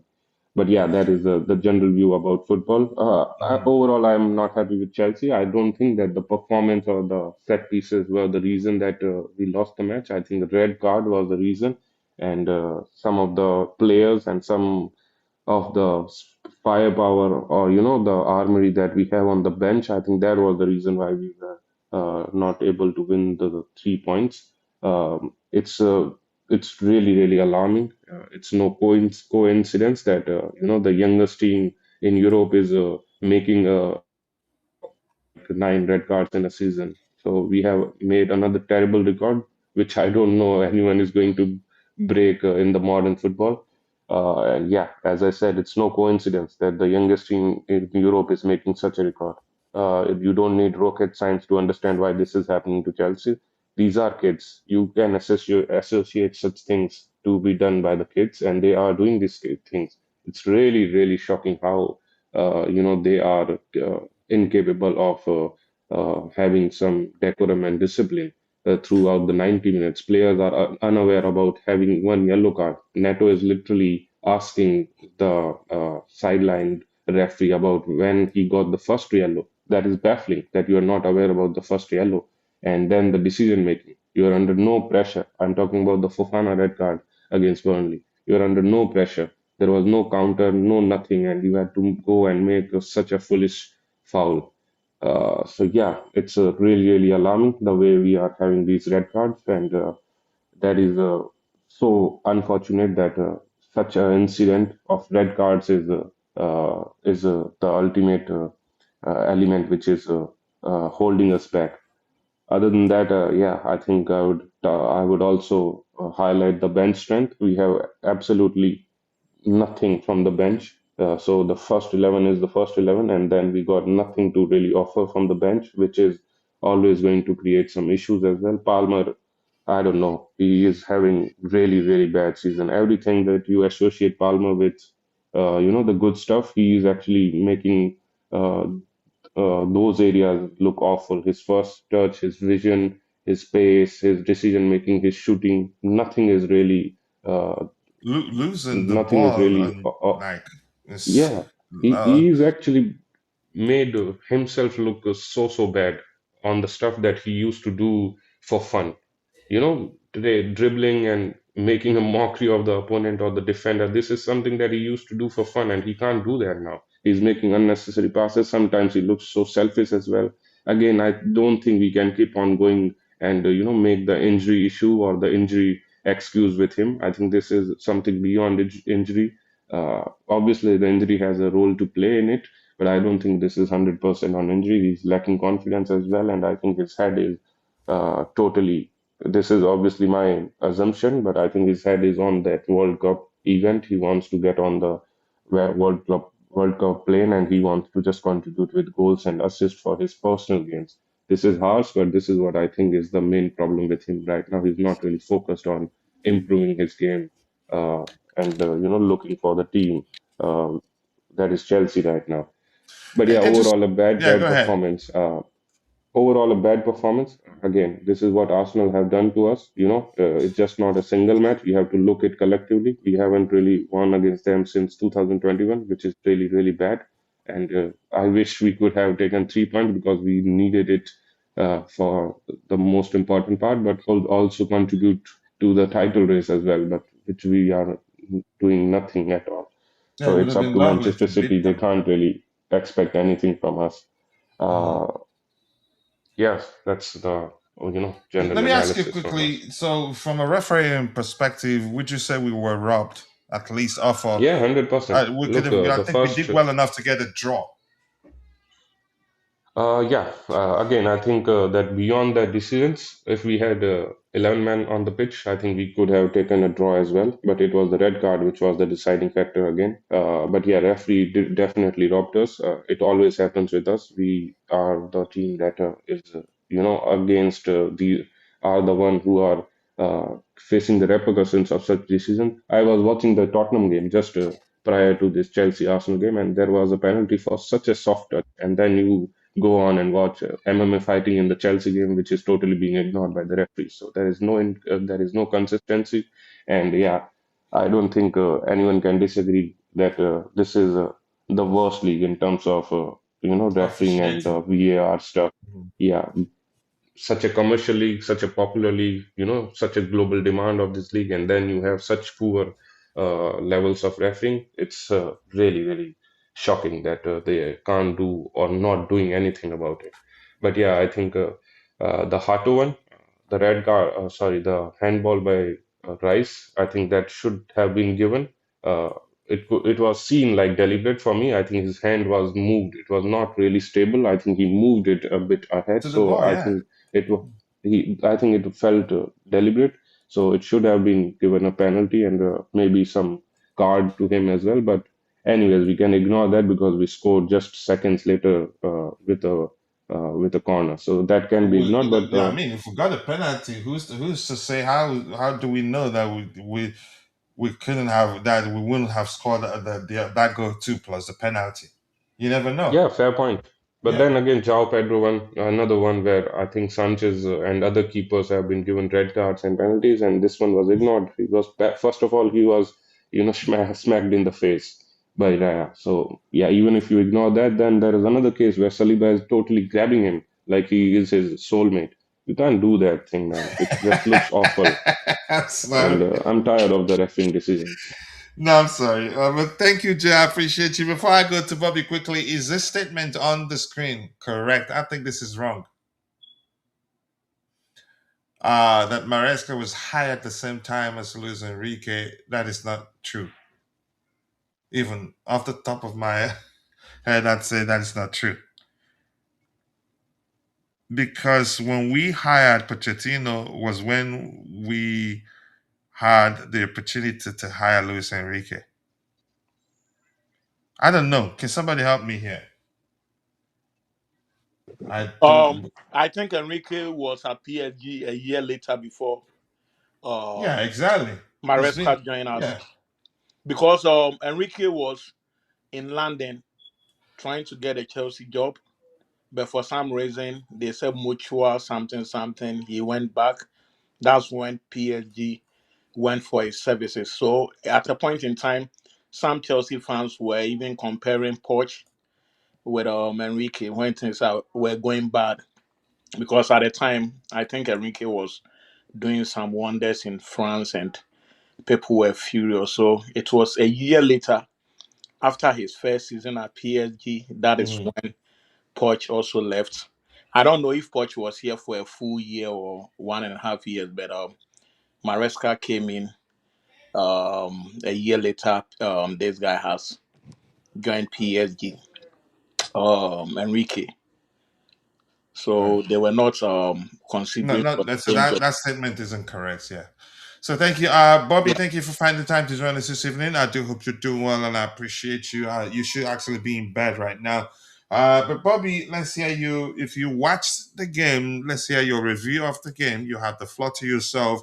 The negative, the positives. What you think the manager should have done differently. Up to you. Let's hear you, Bobby. Yeah, big up, guys. Big up Yeah, to you too. it's really late for me, Yeah, I so do know. And you if actually I, sound like you're in bed already. I am, but if I drop out at some point, I'm just tired and I'm trying to get some sleep. Look, this is a in-depth game to analyze. So just bear with me as I try and pick out the three main points. Some of which now will be shortened because Jay has said a lot of the important points. I think I'm going to start off with refereeing. and the Premier League. That's my start. So please bear with me. I Mm-hmm. think it's high time in the Premier League someone somewhere just comes out and admits we have a problem. I hate all this idea of, oh, we're the Premier League. We can't be corrupt. We can't be unfair. I've been singing this song for a number of years now. There is corruption in officiating in the Premier League.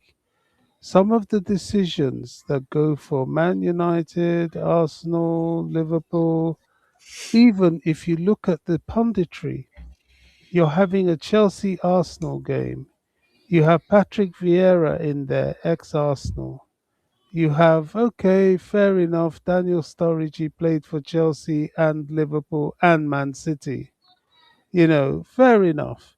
Then you get Yaya Toure coming in there, Man City. I mean, and then the other channel, you have Roy Keane, you have what's the name of the Man City? Peter Schmeichel. I mean, the Chelsea representation already tells you that they are loaded up to have a certain bias. And you see, the corruption in the Premier League is so cleverly done that in order to keep the product somewhat marketable, they're very good at masking what is obviously going on. That game between Chelsea and Arsenal was an officiating farce. There were a lot of deliberate things happening.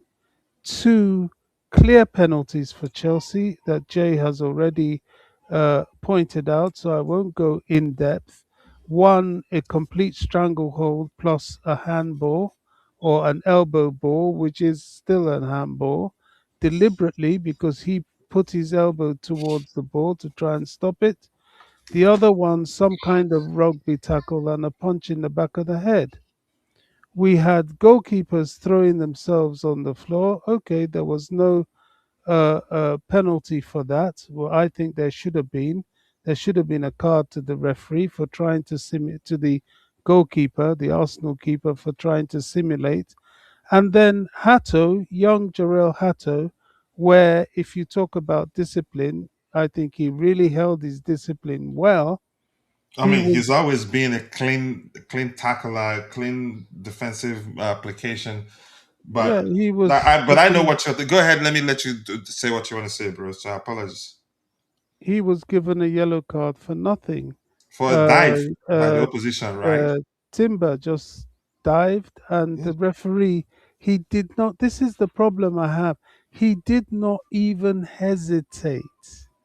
It didn't quite look right for those of us watching it on TV, not to mention if you're there. He didn't hesitate. Immediately, he raised the yellow card.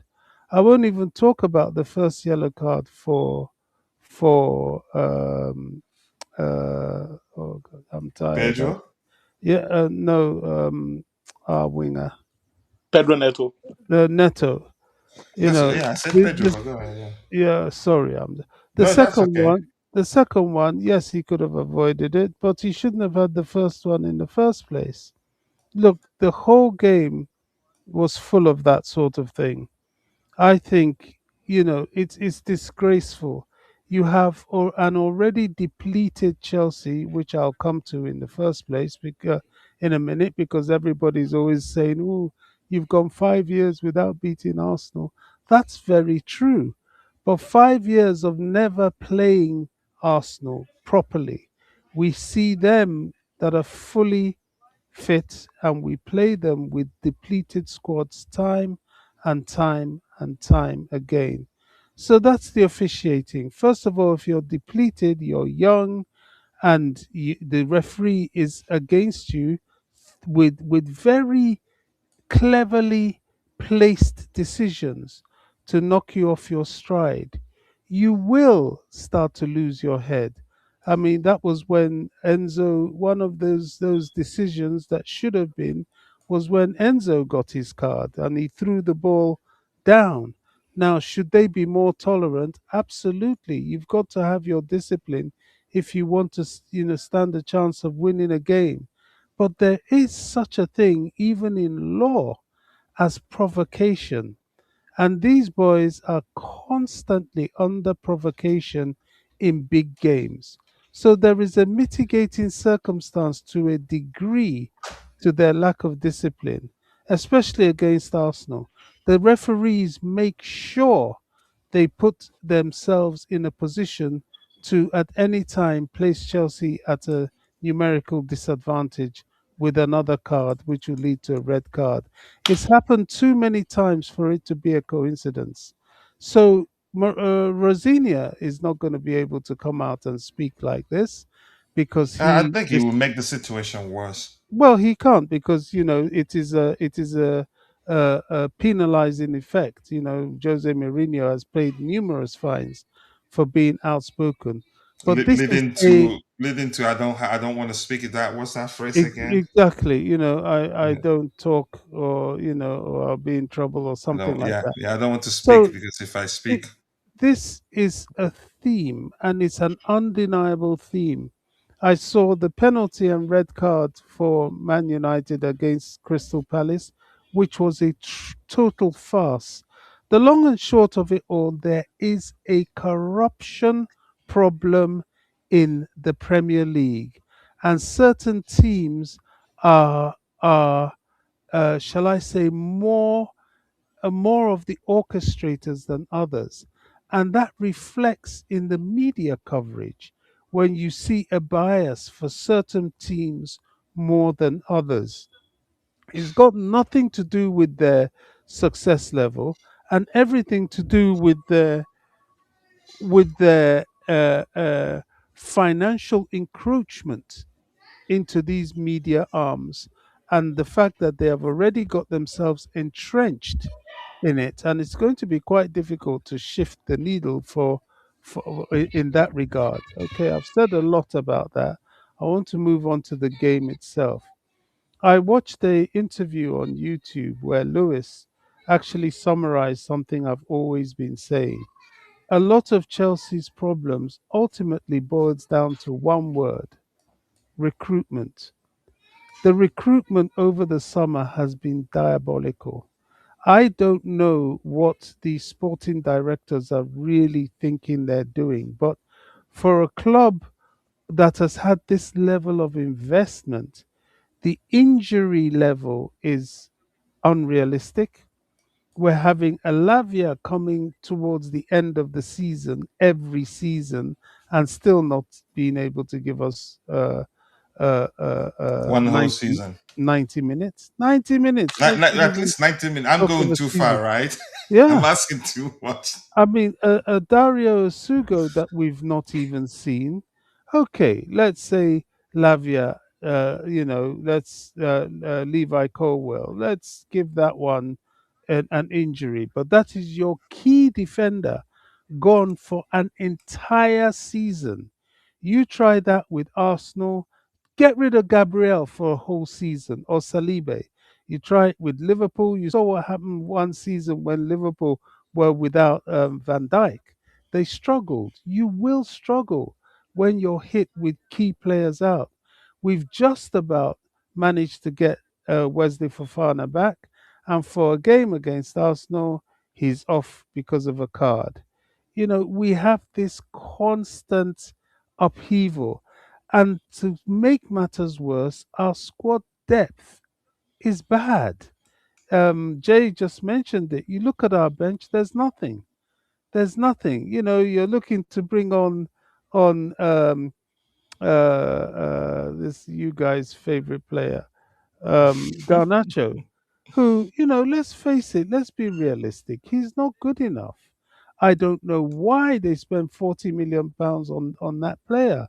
It is insane. The amount of financial waste on mediocrity and injury prone players needs investigation, especially after the financial report that was published.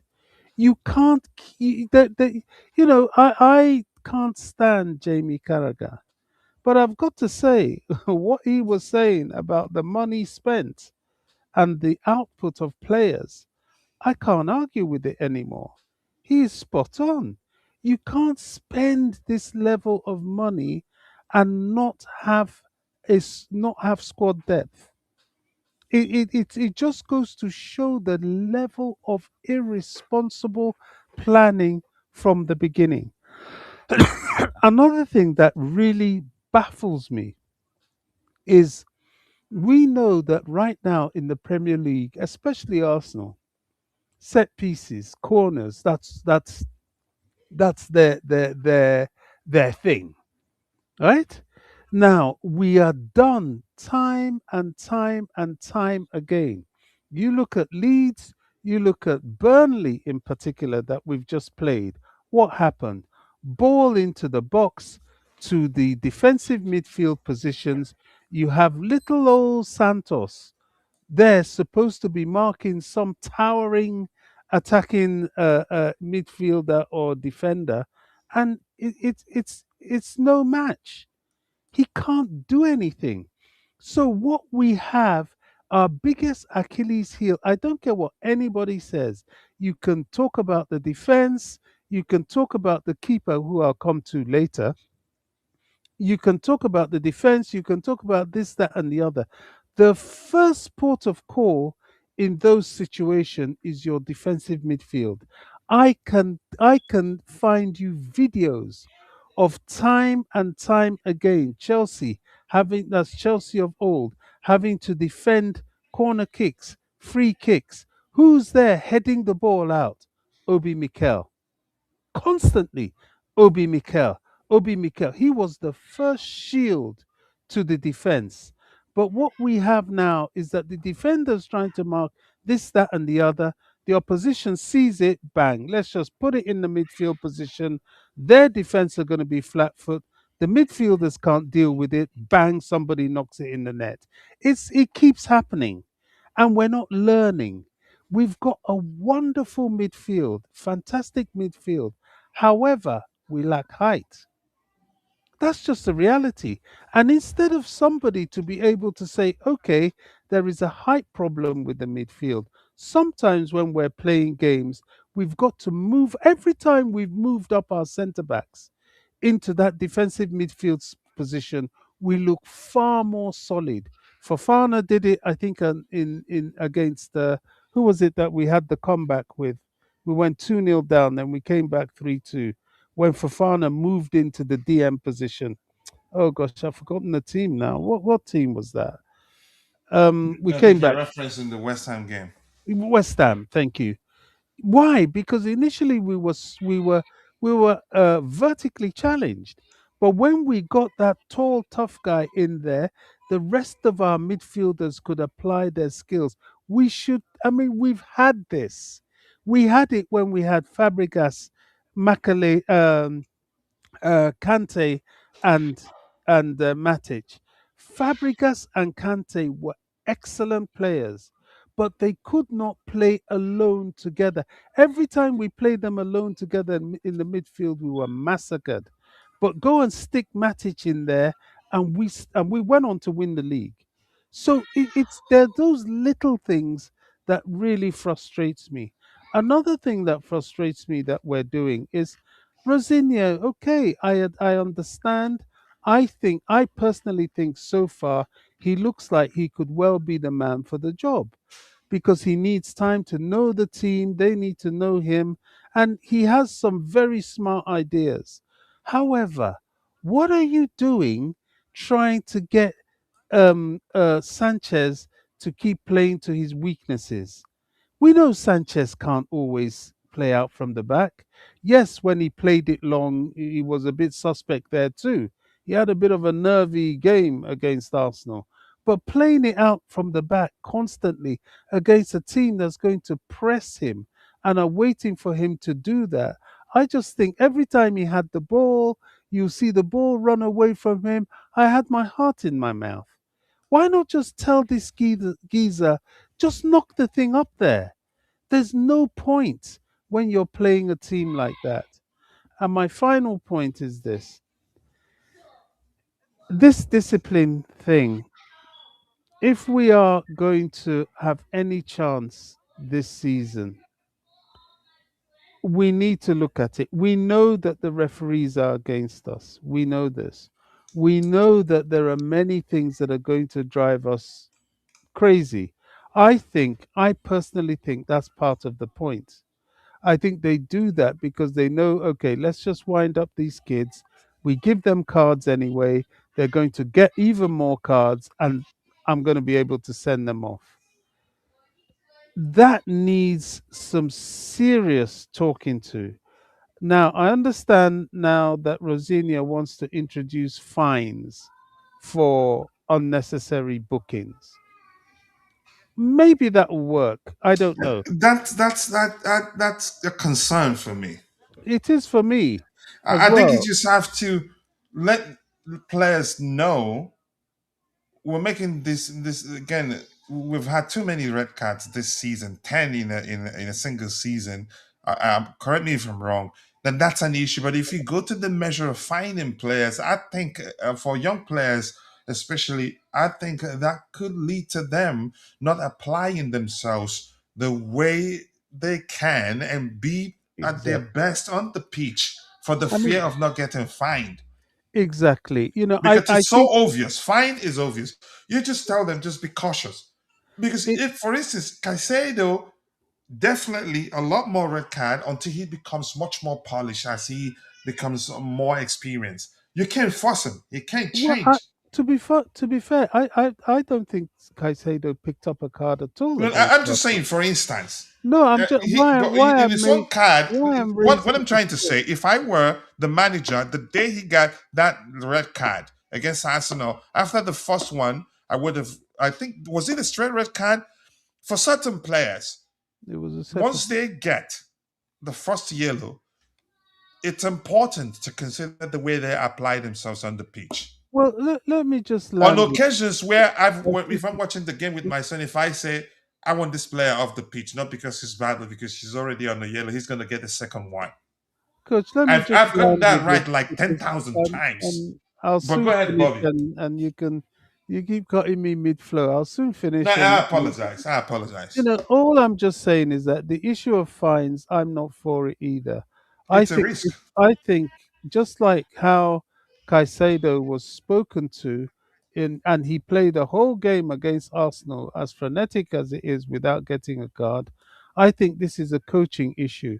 It's all very well for Caicedo Rosinia to say yes, the defensive coach does a very good job at the other end of the pitch. But so far, because we keep getting done with set pieces, he's now going to be involved. Now, yes, I think the set pieces is a coaching issue and he does need to be involved. But it's such a simple fix. It's a physicality issue. So no matter how many tables you draw, how many people you tell to do this and do that, a big guy is always going to beat a little guy in an aerial ball. It's very simple. Sometimes football is very simple. Your players keep getting cards. It's a coaching thing. You sit them down, you call them all together and say, hey, look, this is what it's costing us. These guys don't want to get sent off the pitch. I know that the ref is doing this, that, and the other. You have to understand that you are in a unique position. And sometimes you've got to just hold your fire. But to then add another pressure and say, no, if you get an unnecessary red Yeah. card, I'm going to fine you, then you're taking something away from the aggression that they're going to need to apply themselves in the game. Yeah, which is a huge risk on its own. Because if they start underperforming, you'll be worse off. Actually, you realize that you're actually better off letting them play. And when if any of them gets a red card, you deal with it. That's why you have squad depth. I mean, eventually, it's something that will go away with time as the players become more polished, more experienced. We'll start seeing less and less on that. Sometimes. Even Kukurea, he was. I think there was one game where I was concerned, even though he comes across as erratic, and you could argue his approach overall. It'd be right to describe his approach chaotic and erratic, but effective at the same time. So if you take that away from him, he will not be Kukurea again. So there was one game where I was surprised he was on the yellow. I think it was Dante that was telling me, "Calm down, he will be all right." He finished that game and didn't earn a yellow, but you could argue it could have happened because there were incidents in that particular game that got me concerned that I thought, yeah, even the commentators were saying he should be careful. And Sorry, but my yeah, last comment, just before I completely shut my mouth up. I was having a bit of an argument with an Arsenal friend of mine, and he was going on about the 5 year thing and this and that. And I told him honestly, right, I can't argue with you that we haven't beaten you in 5 years. But I've got to say, if this 2-1 win is what's making you beat your chest, then you should feel ashamed. Because quite frankly, a depleted Chelsea side went toe to toe with you and really should have at least drawn that game. even You with a had, man down, even with a man down, and you had the referee on your side and you were at home. So I can't see what they have to feel so proud of about themselves with that, with any of the games we've played with them in, this season. I think we should take heart in the fact that the manager seems to know how to tactically not be outsmarted by Arteta, because Arteta Mm. really knows his team and Rosinia doesn't yet know his team, but he performed. I mean, Arsenal had no chances really, apart from the set pieces. A lot of their forward players were nullified. That's quite a smart thing to do. you're proud of So my boy Hatter now. I think Atto played well. To be fair to him, yes, I think he did play well, He's always had it in him. It's just playing time. considering the magnitude of the game he had in front of him. Where we let ourselves down, as I always say this, is the physicality issue at the back. We know what they're like with set pieces, and of course, the card stupidity. You know the referee's against you. You have to be just that little bit more cautious. It's easier said than done. In the heat of the moment, you want to win. He's making these silly calls. That's why he's doing it. But we just have to find a way to rise above it, because in the immediate term, that's not going to stop. This is a deeper Premier League issue that I'm not sure how it's going to be arrested, because the people that are to arrest it are the biased people themselves that fuel it. Mhm. All right, Dante, I'm going to come back to you. Bands, be patient with me. Dante, let's talk about the rumors, because there's no way to confirm if, in fact, that the club or maybe the manager that he's going to do that. That something to suggest that the players will be fined if they get a red card. For me, I think you were listening. You've heard me and Bobby. I agree that yeah, it's a huge risk and could He didn't actually say a red card, coach. cost. He Sorry. said he didn't say a red card, actually. He said unnecessary yellows. I mean, how you Yeah, exactly. quantify Thank you that for as well clarifying. is a Unnecessary. You can say all the problem. disciplinary. You can say unnecessary reaction to the opposition's actions or the referee's action. But thank you for correcting me there, Bobby. So Dante, the question now is, how do you see? Do you think it's necessary? For me, I think it will create a problem rather than a solution. Um, I don't think players don't really care about that too much, because what are they gonna do? What are they gonna fine them, a $2,000 for a card? So No, it we're hearing doesn't. like 10,000 or so. Yeah, that doesn't affect a player that's on £150,000 a week, coach. that's not that much, to be honest. Look, most of them, a lot of them would have that in their contracts, and I know there's a lot of contracts with red card stipulations, so they would get With fined the, okay, anyway. let me If it doesn't affect them, ask a then what's question. the point? Like in the contract, will it be That's what I mean. specific, like What's red the cards, point? yellow cards, or just they'll use the general term like the disciplinary issues? All the above. Disciplinary issues, because that's covers a whole other range. That's a whole other thing completely. Yellow card specifically, red card specifically. How many yellow cards? How many red cards? There's a lot of stuff involved in these the contracts, the modern contracts. So yeah, look, I mean, they don't. In the end, the players don't really care too much yellow cards this, because they don't. It doesn't hurt them at all, to be honest, as in financially. So the fine thing is not a thing that should happen, not at that level, because those players, yeah, yeah. they're not doing it on purpose. It's not like really bad on purpose. It's in the action of play. So yes, it's happened a bit too much, 100%, but you're not going to do too much by fining them because you can't put big fines. It's not like you can put $1 million fine or you know what I mean, like their whole salary for the week. They're not going to do that. That is not going to happen, unfortunately. If the FA and the HR, they don't leave that you can't do stuff like that. So it's a bit pointless, to be honest. I don't see that as an issue, as a solution at all. I think we should actually maybe in another show do an autopsy and look back and discuss why we think we've had so many, uh, you know, red cards or disciplinary issues in general. I don't know. But if you can quickly, why do you think that's the case? I think it's important that we do a show dedicated to Mhm. discussing the amount of yellow cards that we've earned this season alone.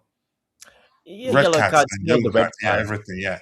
Yeah, it's the red cards because it's 10 red cards. So it's like that's the most in a Premier League season, I think. So we're up there since the Premier League has been. So Wow. so it's equal, I think, on top. So yeah, look, not a good look, but some of those reds, questionable. Some of the ones is like I keep saying, you need a bit of luck as well, and officiating against us is not very good. Hopefully that turns around and we get a bit more luck going up in the later in the season. So We could yeah, look, see. I I'm thinking that we could actually see one or two more by the time the season ends because yeah, it's become a probably reputational issue. not really, coach. I don't think it's a Yes, then reputational issue. here's my opinion there, because at certain point, You're talking about Chelsea or player Chelsea, individually? the players individually, or you could say even as No. a club, even you could say as a team. Actually, for me, I think it's in my opinion that it's become a reputational issue to a measure where something that certain teams will get away with, we get in trouble for it because yeah, the referee already knows we're known for being, you could say, putting in rash challenges and being that we already have disciplinary issues. Listen, as someone you could say who let me just phrase it in a way that I won't give away a lot. That sometimes there's this saying that if you get a few answers correct, like 1, 2, 5, 6, 7 answers correct, chances are even the person that's grading the assignment, when in some cases, some instances where you could say under normal circumstances you'd fail it and say I'll just give it to this person, probably a mistake, or sometimes wouldn't even look well, driven by the fact that he's always been correct, correct, correct, correct, correct, correct. I don't know if you get my point. That analogy there. But if you fail the first one, second one, third one, fifth, fourth, fifth, sixth, the seventh one, chances are even if you get it correct, a teacher that doesn't pay attention very well, or probably the pre-notion or pre-conception, whatever that, I don't know which will be the most accurate. The fact that yeah, it has always been wrong, wrong, wrong. You even sometimes when you get it right, you get the next one. There's a huge chance you get the next one wrong. If you get my point, it's a matter of perception. Chelsea are Yeah. indisciplined. 10 yellow cards already. They make silly mistakes. I think Uh, that can subconsciously somehow yep. wield a great influence on the referee's decision making.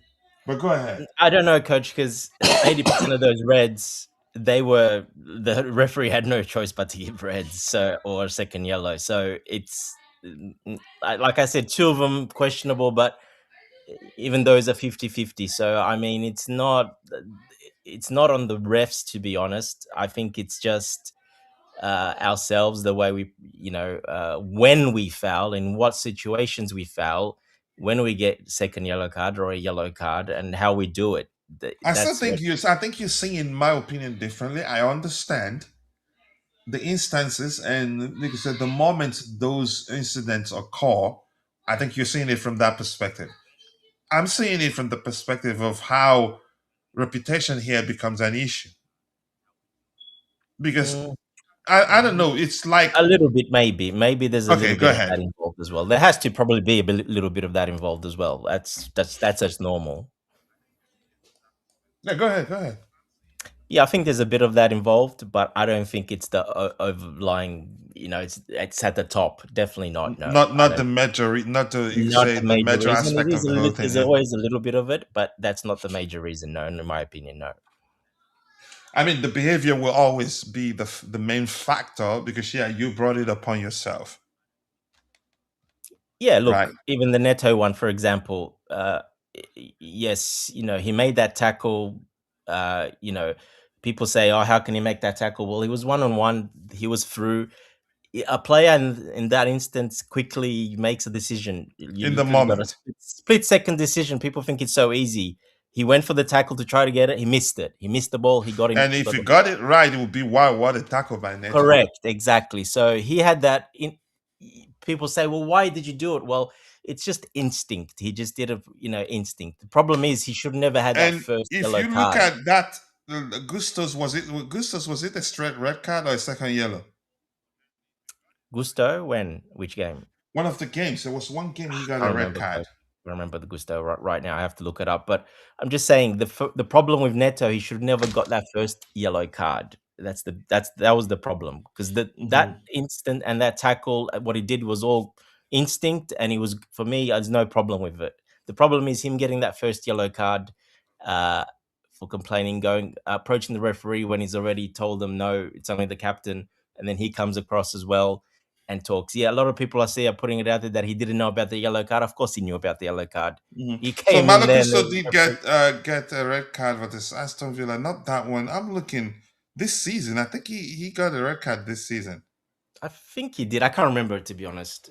But I'm But just saying the point I wanted to make at the time, Malo Gusto has been shown a red card in the closing minutes. So that's October 18, 2025. So this season, um, the point I wanted to make was that he's always been good at timing his those slide tackles.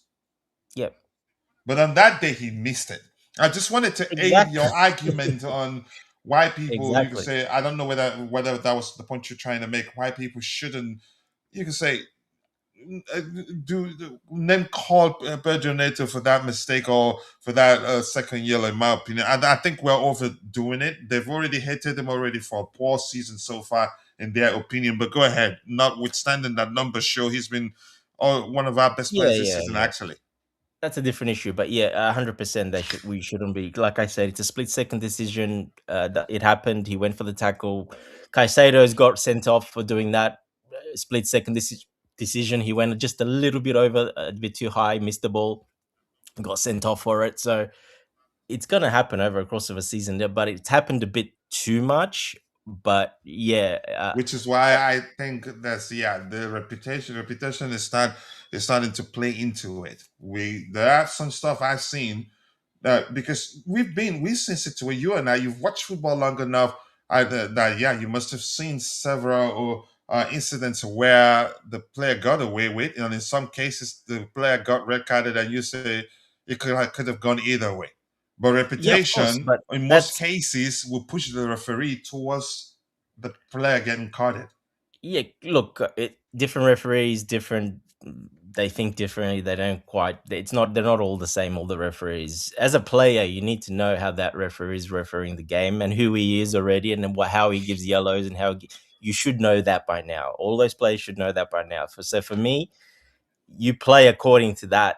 That's how you do it. That's how I did it. I mean, we were always told that's how we did it. You play according. I knew the referee. You know the referees. There's like 10 of them that they go around. You always get them. So you know who they are. You know how they officiate.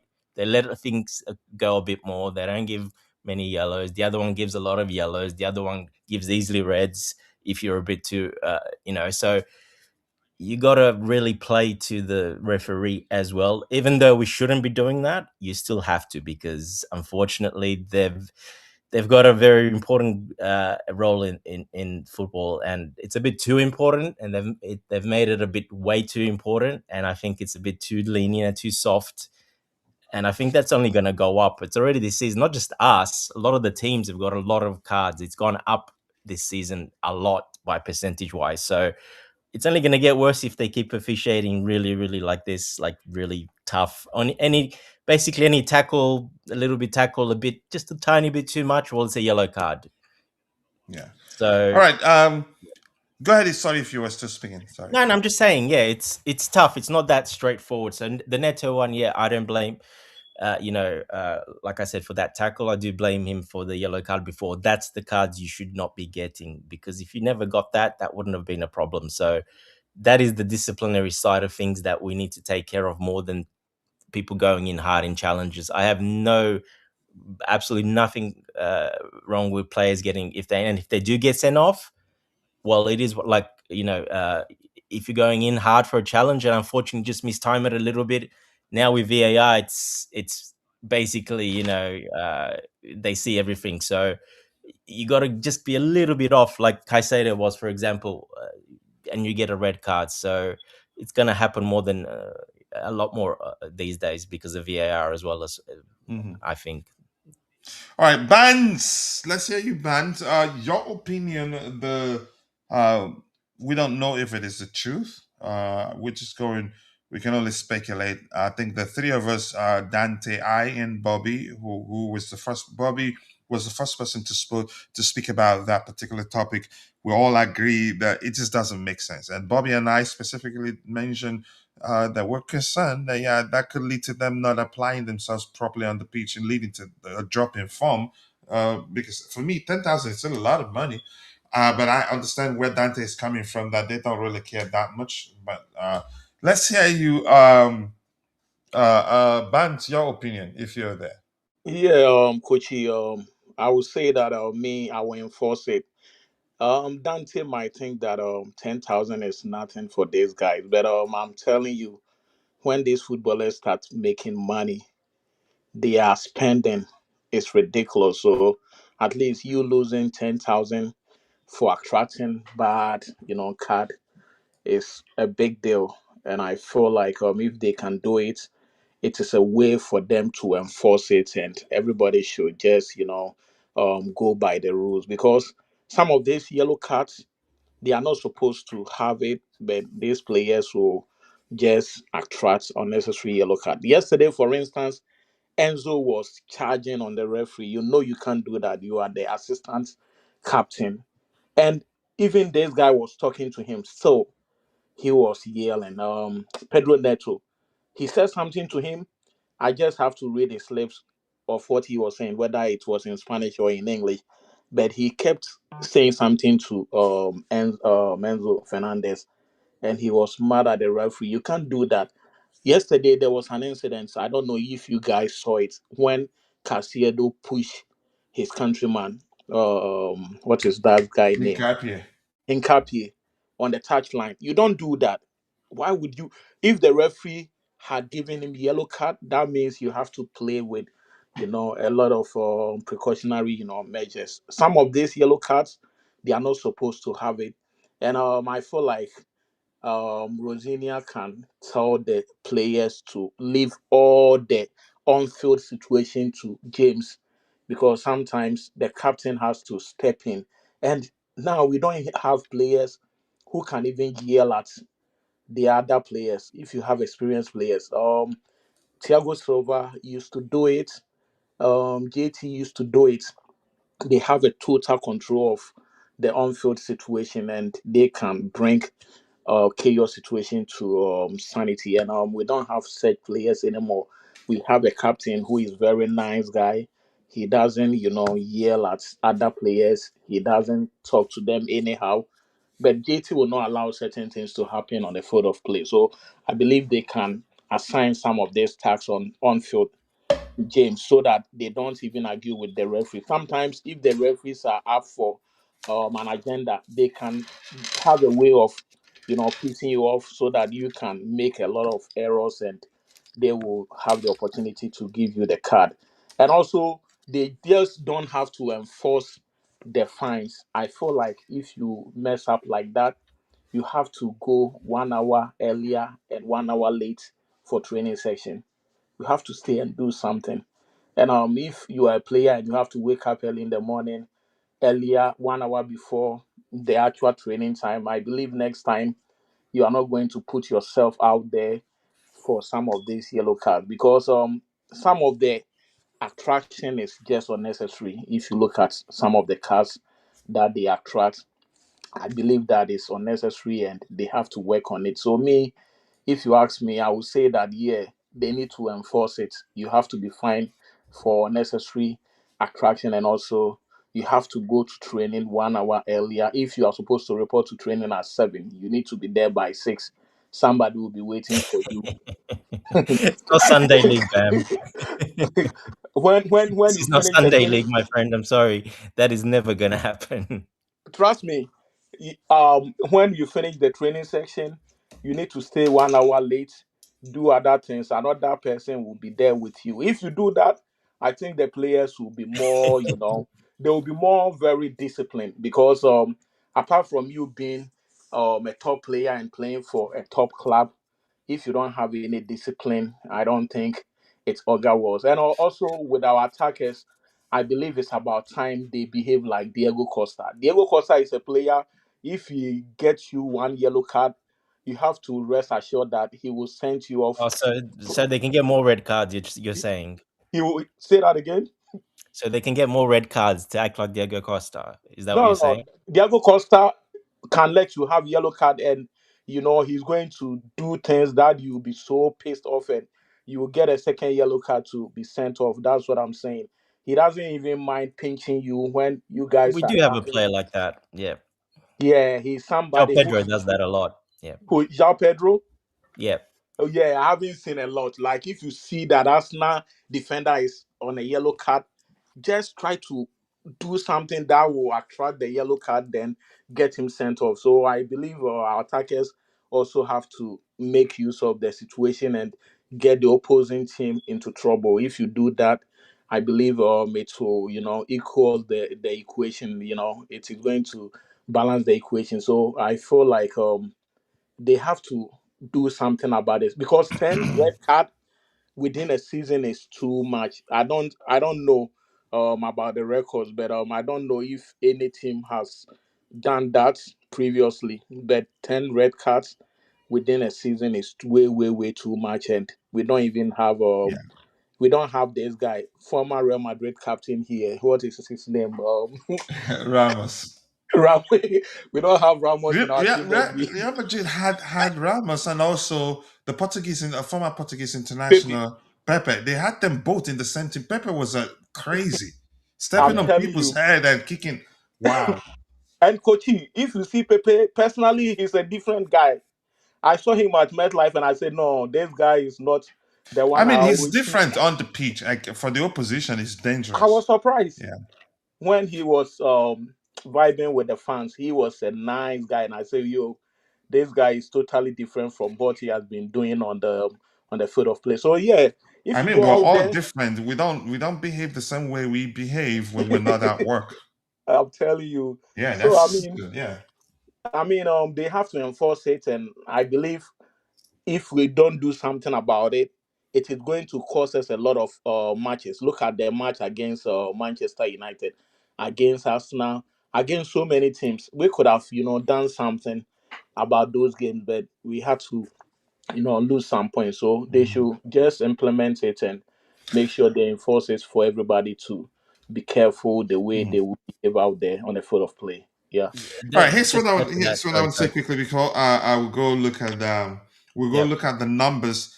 Uh, Listen, it is something that you could argue that is very common with when you have that's bound to happen when you have a crop of players that are as young as our current team. Uh, it will reduce eventually as they mature, but I don't think it makes any sort of sense. In my opinion, I don't think it will help to start finding them. I think that will have rather an adverse effect rather than be a solution to that particular issue. But that's by the way, Bobby. I don't know if you're there. Anything else you want to say before we look at numbers and then go news hunting and call it a day? Bobby, you're probably not sleeping, sure so if I he's there. understand. Coach, Bobby is the gone. players. Let me be clear that the players would get fined anyway. It will be like I said, it will be in their contracts for Okay, red Sorry, okay. cards. sorry, what was the But question? no question. I was saying if you're still there, if you're sleeping, I understand. No question. Oh no, I'm around. Okay. But if I'm about to sleep, I'll just drop off. All right. All right. Go ahead, Dante. You were saying something. Just saying, in the contracts, there's discipline. Like we were talking about, you're gonna have 10. If you get 5 yellow cards, 10 yellow cards. If you get 1 red card, 2 red cards, 3 red, 4, 5 red. There is the fines get more severe and more severe. So they're gonna have that in the contract anyway, because clubs cover themselves in those contracts very well. So Because if they're done, they'll be bleeding money there. That's exactly, yeah. But it doesn't really, like, it does not affect a player. But I'm saying it's going to affect them. It's not going to affect them because the biggest fines are like I said, I think usually they're like £2,500, £5,000, £10,000 the most. I think I've heard was 12,000 ever. So these are Enzo not big. Fernandez for that incident at the time on the Argentine national team boss. I think it was 10,000 or so, Yeah, or yeah. 100. I think it was a lot more, but I he don't had to know. No, donate I'm it to a talking about charity. Premier League. I'm talking about Premier League. I'm not sure about the rest. I'm talking about that's the Okay. biggest one I've seen. So it, it that's because, but that's excessive. Guys that are used to get sent off, like you said, like a Ramos who received their fourth yellow card, or sorry, their fourth or third red card of the season, And etc. again, the severity of the offense, like kicking someone in the head. Correct. Yeah, are they biting? Is it a Suarez? Are they biting someone? Are they punching someone in the face? Well, that's all in contracts, and players would lose a big portion of their salary if that happens. That's part of it in the contracts as well. So, like I said, players' money will not affect players. Not little amounts of money like that. They're not going to get a red card every game, are they? So, uh, and a yellow card, you can't put big money on yellow cards. It's just not going to happen. So it would not affect them at all. Most of All right. those players are all of them pretty much on 50,000 plus per week. Most, more of them are close to 100,000 per week. It's just not going to do absolutely anything. And like Bam said, 1 hour late or whatever, or blah blah. It's not how it works, unfortunately, at the big clubs at the high level. It's not how it works. It's very systemated. Players have to follow protocols, be on time. That automatic. It's an automatic warning, and then a fine. It's a very systematic. You can't do that like you do in other lower leagues. It's not the same at the top level. Unfortunately, it's just not how it works. Because you're And not playing for free. correct, yeah. All right, let's look at what the numbers tell us. See what we can learn from it. There you go, ended 2-1. Chelsea, how many minutes did we play? 70th minute. We played 20 minutes plus with a man down and still finished the better side, in my opinion. I usually don't pay attention to possession, but again, it wouldn't mean anything to me if it was just safe option passes. But no, there were penetrating. A lot of them were good passes. But just quickly, if it says it doesn't make sense to impose disciplinary measures on them, okay, what is the best? Educating. You educate them why that's an issue, how it costs us games and points and all that. I think they'd be better. They'd be learn better that way than fining them. There's always a law in place that any misconduct gets punished. Yeah, but not I think the misconducts on the pitch are seen differently. It depends on how it happened, in my opinion. Let's see. 59% possession to theirs 41, even though we had the man down. So I think they were defending for their lives towards the end of the game. XG of 1.07, theirs to 1.09 within defend deep. We played our game, and you can argue the fact that the XG finished 1.09 to there's 1.09 to us 1.07 within the margin of error. This is the sort of game that ends in a draw. They finished with 12 shots. We finished with 9 shots. We created 3 big chances. They created 2. What else is important to look at here? So for me, on the day, it wasn't the worst of games. It wasn't the best for us also, but they were lucky, really. Our form before that game was pretty much the same because in 5 games, we drew 2, and in 2 of the draws, one was 1-1. One of them ended 2-2 draw. One we won 4-0. One day won 4-0. Pretty much the same. Pretty much that is in terms of form. Pretty much the same. And I think Brighton will probably end up beating them. That's the sort of team they are. Because the moment I watched the day I watched their game against, the day I watched their game against Wolves. was it Wolves? Even Wolves. Wolves also was a confirmation of what I had always suspected. Their game against Sunderland, The that they were Sunderland. lucky to have gotten a draw in that game. So for me, it was good. And Chalobah proves once again, irrespective of whether you think Yep. he's not Chelsea level, that he's actually one of our most He's consistent one of our defenders. best defenders this Yeah. season. I wouldn't say consistent. Maybe I think the most accurate way to phrase it will be one of our best defenders. He's been there. Sa also, I think, just needs to play more and get used to the Premier League. I think he has it in him, and the ceiling is high. And my cousin Hato proves he wasn't a waste of money, which I've always known.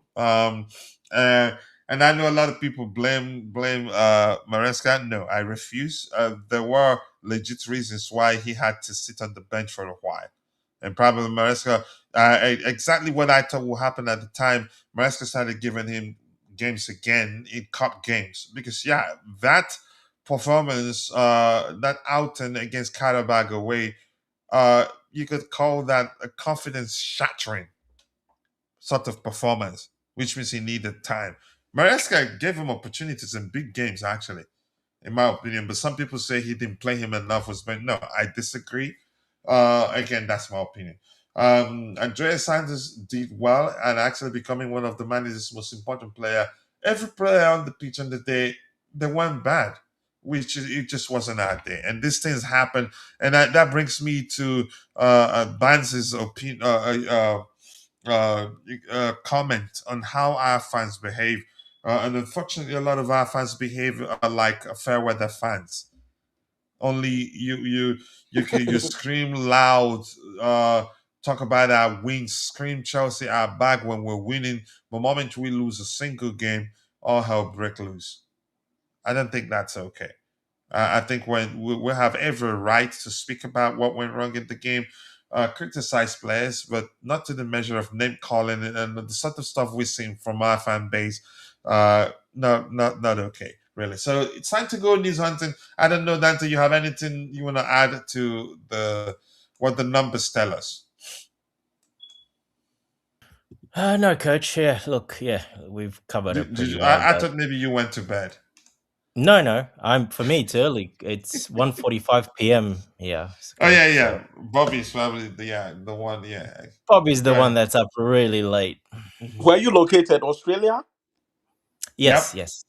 Oh, I'm coming Aussie to man. Australia in June. Are you in Sydney? No, I'm in Melbourne. No, Oh, Melbourne. Melbourne. I'll be in Melbourne too. Melbourne. Oh, good. We'll definitely. I'll hit We'll Make you up. sure you meet him. Then get me more packs of that honey that he sent to me. Very very medicinal. Oh. Make sure all you he do cares that. But go about ahead, is the Dante. honey. I like it really. It's been helpful. But here's the thing: I haven't opened the big box of it. Is so beautiful. I haven't even gotten to it. I'm using the sachet ones and I don't use them on a regular basis for coffee and everything. Well, the moment I open the big one, I think I'm going to finish it with coffee. No. That one, coach, you can't have much of. It's very, very strong. It's like 10 times stronger than the Oh, dense, sachet that I told you. very It's dense. very Needs strong. to dilute. Yeah. Basically, you can have like a tablespoon per day of that only max the Then maximum. it will That's it. last. It will last by the time Barnes comes back from Australia. Yep. How is the weather in June? Is that your winter? We're unfortunately winter. Yes, you're gonna come when it's cold. Oh my god. Okay. I can handle it since I'm in East Coast, so No, it's Yeah, not. Well, it's yeah. not But that sorry, type I of didn't cold. ask. How is the East Coast right now? Cleared? oh yeah. Last weekend it was so crazy. I will send you some photos. You know how I still know? Because I still get, I still use my New Jersey number, so I still get text messages warning me for It storms and was everything. crazy. Yeah, Last wanting me to Sunday. avoid certain roads. So that was when I knew because I Oh don't watch the yeah. news that much these days. The whole Yeah, go ahead, Dante. Now, when are you coming back? What? Say He that said again. June. He June. said When are you June. coming? June?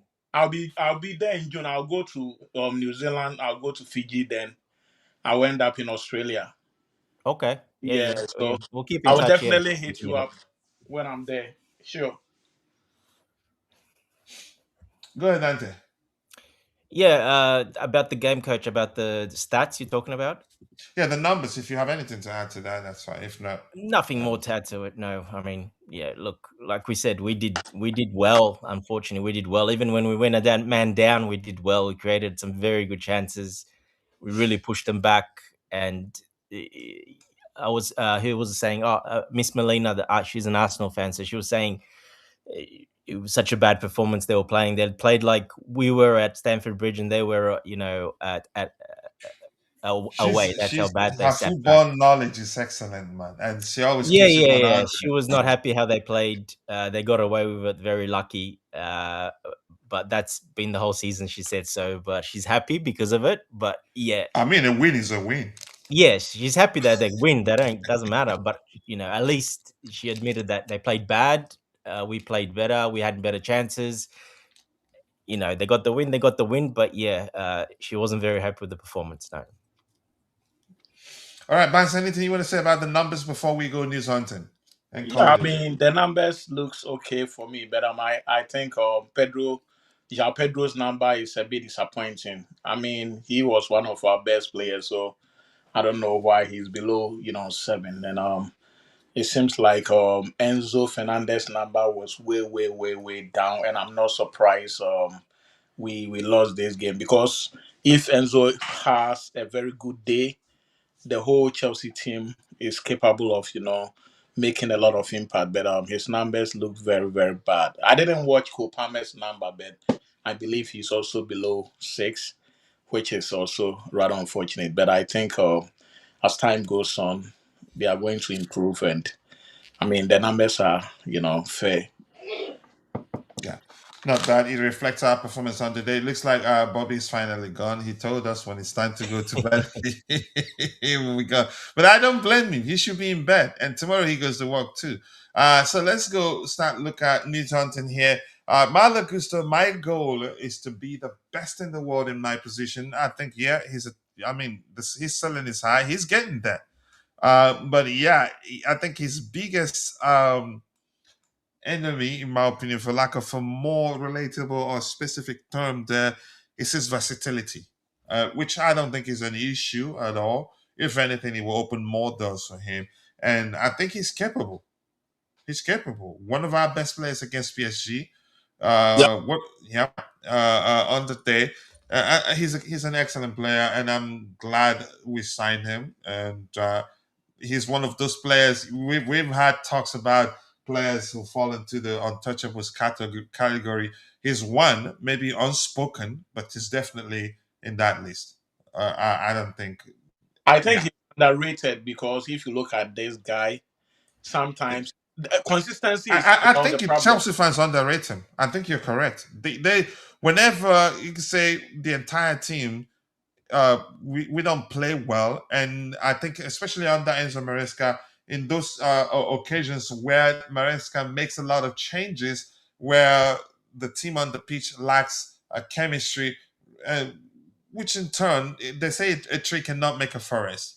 But when you pair him with the big boys, or we have all our better players on the pitch, he usually does well. But go ahead, what you're saying. I apologize for cutting No, you. no, it's okay. I'm saying that he's one of the underrated players. If you look at his performance, sometimes he brings a lot to the team. It's rather unfortunate he has to, share the same position with the captain of our team. And he's starting to add goals to his game. Yeah, and if they really want him to be more consistent and more sharper, I believe we can draft James sometimes into the middle so that he will get a lot of game time because that is the only problem that is affecting him. But apart from that, he's somebody who is very, very effective on the wings and he always, provide the needed, assistance to the team. And his performance against PSG was just classic. And I believe as we are about to meet them next week, he'll be able to exhibit the same thing on that particular day. And I feel like he's capable of achieving whatever he's trying to achieve. But it's about time we just appreciate this guy. He's really good, you know. I think PSG will be shocked. There, for me, I don't know if there's Oh anything like. no, for PSG, I I've think been telling if there's people anything like over preparing, they are over preparing to even go to the measure of asking the coach, French, French, uh, French league authorities or whatever you want to call them to cancel a game. coachy. Let me tell you They don't something, need to ask, coach. It happens every year. They don't need to ask. It's They're not normal. like the Premier League, but coach. I think probably they're probably going to play with a lot of. Now they have to win it. Let me tell you something, coachy. PSG is rather unfortunate they are supposed to meet us again, and nothing is going to change this time around. What will change is we are going there at least get a draw 1-1. And when they come to Stamford Bridge, it's going to be 3-1. I have to be on this on record right now. We're going to play this. We are going to beat PSG 3-1. What this Chelsea team hates is you approaching the game and you come toe to toe with them. You'll be surprised. These guys are so good at that.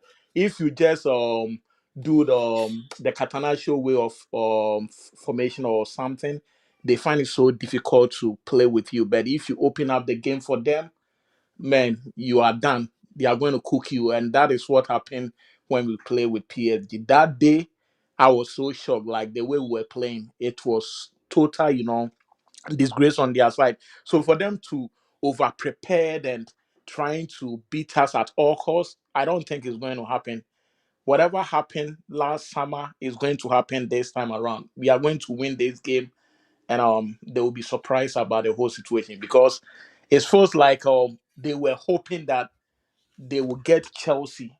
Their aim is to beat us and extend their distance to the next phase of the competition. And I want to tell them that I'm sorry.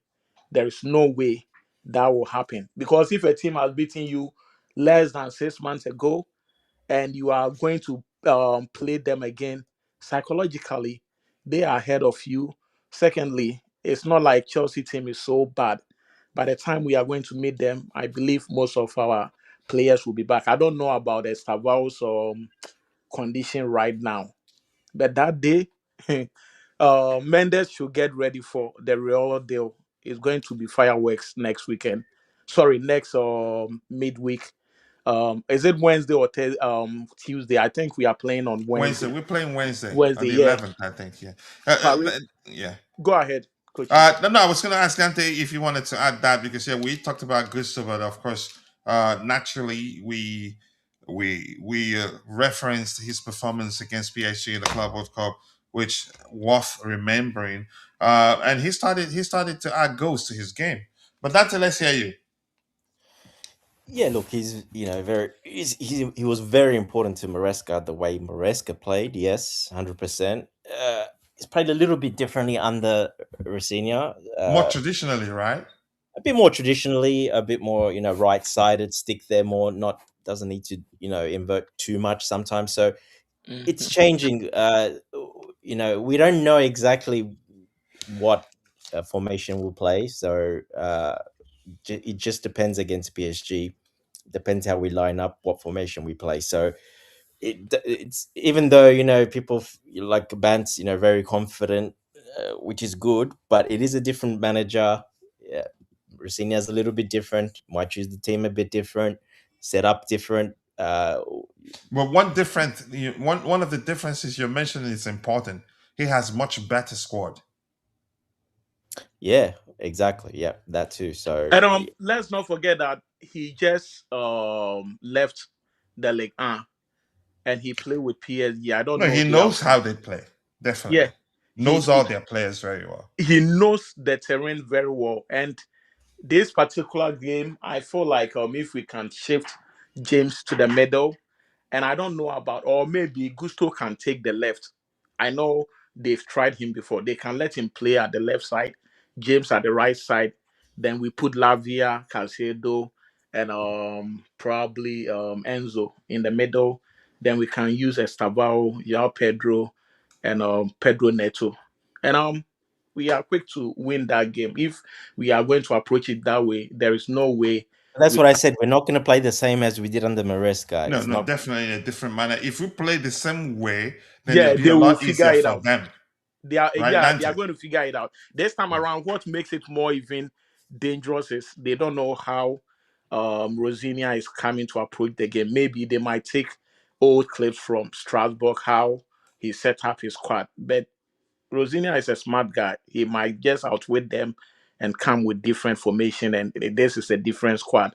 So let's see how Estaval can deal with Mendes, and let's see how Gusto can rediscover what he did previously against them. And I'm very confident this game. I haven't been so and I think they have a lot of injury situation right now. I don't know who Yeah, is I going don't to pay miss. attention to that. Yeah, I don't The know who more is going to depleted miss. they are, the more concerned I am. Dante, I saw you were still speaking, then I and Vance cut you off. No, it's fine. No, they have a deep squad, so it doesn't matter. They've got quality. There's Whoever no comes problem. on is good enough.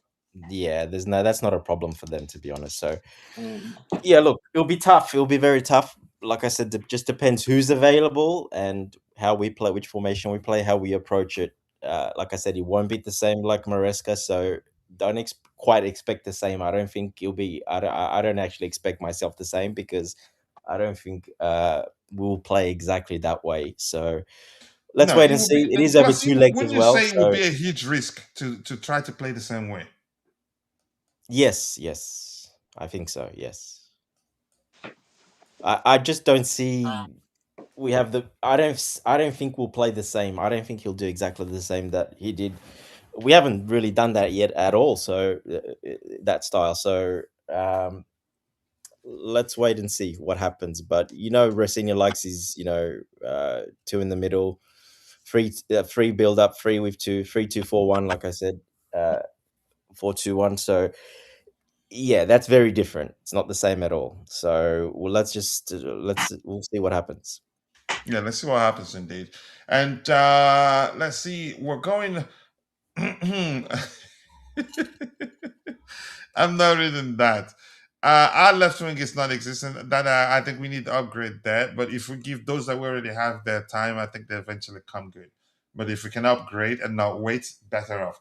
Liam Rosenior says, I don't think anyone I can say in the moment other than the two set pieces is the team did not function well against Arsenal. We lost the game because we didn't take care of the moment. I think I agree.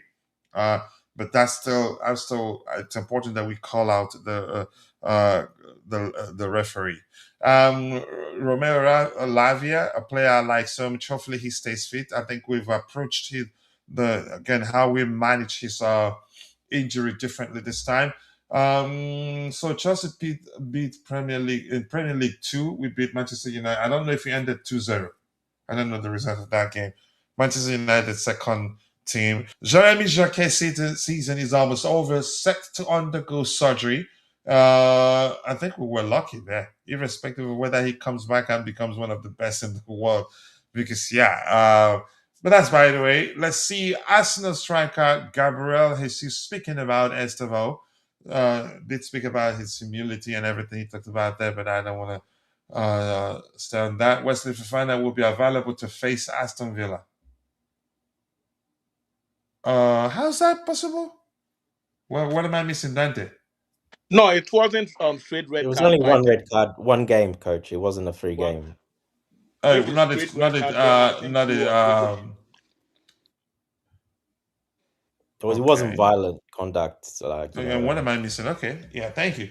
Gary O'Neill and Anselmino continued absence. He's frustrated, but we won't take any risks with him. We want him available for the long term, not just 1 or 2 matches. I think they're approaching that in the same way.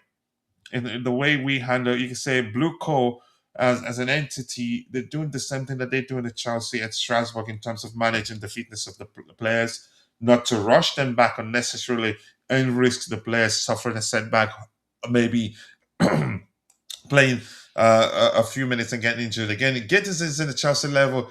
Garnacho is it's too inconsistent. The lab only knows how to body check and elbow players. I think that's a lie about the lab. Gittins, you can say at the moment, not Chelsea level, but he has what it takes. needs time, and I think the owners and the directors, they knew that before they signed him. And I still think these players will come good. Can we do better than them? I'd say yes. But we need to be patient with them. That's all we got right now. If need be, I think they're definitely going to make changes in the summer. If they feel like, yeah, we can't wait, it's a huge risk to wait, I think they will make changes in the summer. Tottenham Hotspur have stepped up their hunt for a new sporting director, which checks believed to have been made on a number of potential candidates, including Paul Winstanley and Doogie. Is that Doggy Freeman? And here's the thing, you dirty mind. All right, here's. Yes, What? What did you get dirty from there, coach? That's wow. the way I pronounce that name, Doogie, What's dirty about Doogie? I pronounced it Doggy. Ah, okay. We'll say it properly then. Yeah. But here's the thing, I want to see responses from Chelsea fans, because I've actually seen a few there. You'll probably see Tobago there. Probably five different messages. Of course, he'd probably be a chairman. So the first one says that they can have the whole blue co. Nico, the other one says take us, and not the other guy mentioned there. And I'm sorry. Okay. Michael Onyabo, Igbo man there, says he's laughing. Winsterley is actually perfect man for Daniel Levy's new 50% relegation wage cut policy. So he already knows how to sign mid-table talent. So This thing is serious, Okochi, because I see Tottenham playing championship next season. They are no, not. I think they will. They You will think make they will it. survive? They will, but barely. Barely. Nah. The risk, no, don't worry. I think They'll they will. survive. They'll survive. They've They got too will many good barely. players. Yeah, Can you And imagine? more coming back. I think expression will. If that happens, I don't know what's gonna happen to expression because I love him. So let's see what we have You'll probably here. have a heart attack. This guy, I think his comment very, very creative right there. And no feelings FC. That's Chelsea fans getting creative with the sort of names they want to go by. I think reflective of how their view on how the club is run or how they view our performances of late. A strong sporting director could finally stabilize Tottenham's transfer and strategy operations. So that's his way of telling them, come take him. I think he's being sarcastic there. I take all of them, please. That's it. Tua and Oja says, Winstanley is Chelsea. Let me see. We can't see Winstanley that is screen, coach. Chelsea or Maybe you was want to put it Chelsea up. right? I'm not sure how to do that. Adegoke, my Yoruba bro, says I was surprised to see Winstanley mentioned here because he believes it's not good enough. This guy says, Brian says, dear God, dear Lord, I come to you again. Do it for us. This one more time. Levy is no longer he's no longer again he's no longer one of the decision makers at the club. Correct me if I'm wrong, Dante. No idea, to be honest. Yeah, he Too left much his of that. position. Of Levy is course, no more he's gonna there. have a say. He always has a say, but I think he's gone. He's left it a little bit more probably from rumors that he's left it a bit more. He's concentrating on making money commercial, and they do make a lot of money in the commercial side. You think it's So, still but with on the Tottenham? I footballing think he left. side, he's no longer one of the top. He's no longer one of at least top. Let me phrase this way: top decision makers. No, he's not. No. Okay, go ahead, Bounce. You were saying something. No, I think he left Tottenham. Is he Yeah, still but there? just from the footballing aspect, he's still Oh, one of the owners, right? oh, I see. But if you talk about Chelsea sporting directors, I think Mike Eminello was one of the best. And even my friend was drawing my attention that, do you know all the Premier League teams or majority of them has like Chelsea former players? And I was wow. How did that happen? If you go to Manchester, we have Chelsea player there, Newcastle, Arsenal. I think most of the teams have one way or the other a Chelsea player, and I say, oh, yeah, because the way he was grooming those boys, I don't know why we allow ourselves for them to be, taken away. If those boys were still there, I think by now we could have achieved so many things. But a whole lot of things happened, and a lot of them went to like different teams. Yeah, but Winstanley, I believe if he wants to go to Tottenham, I mean he's free to go. But who is going to replace him as he's leaving? Because already their work has been criticized so much, and if we want somebody to take over, we need the likes of the guy who came from Manchester United after Abramovich to Keon. Is it Keon or something?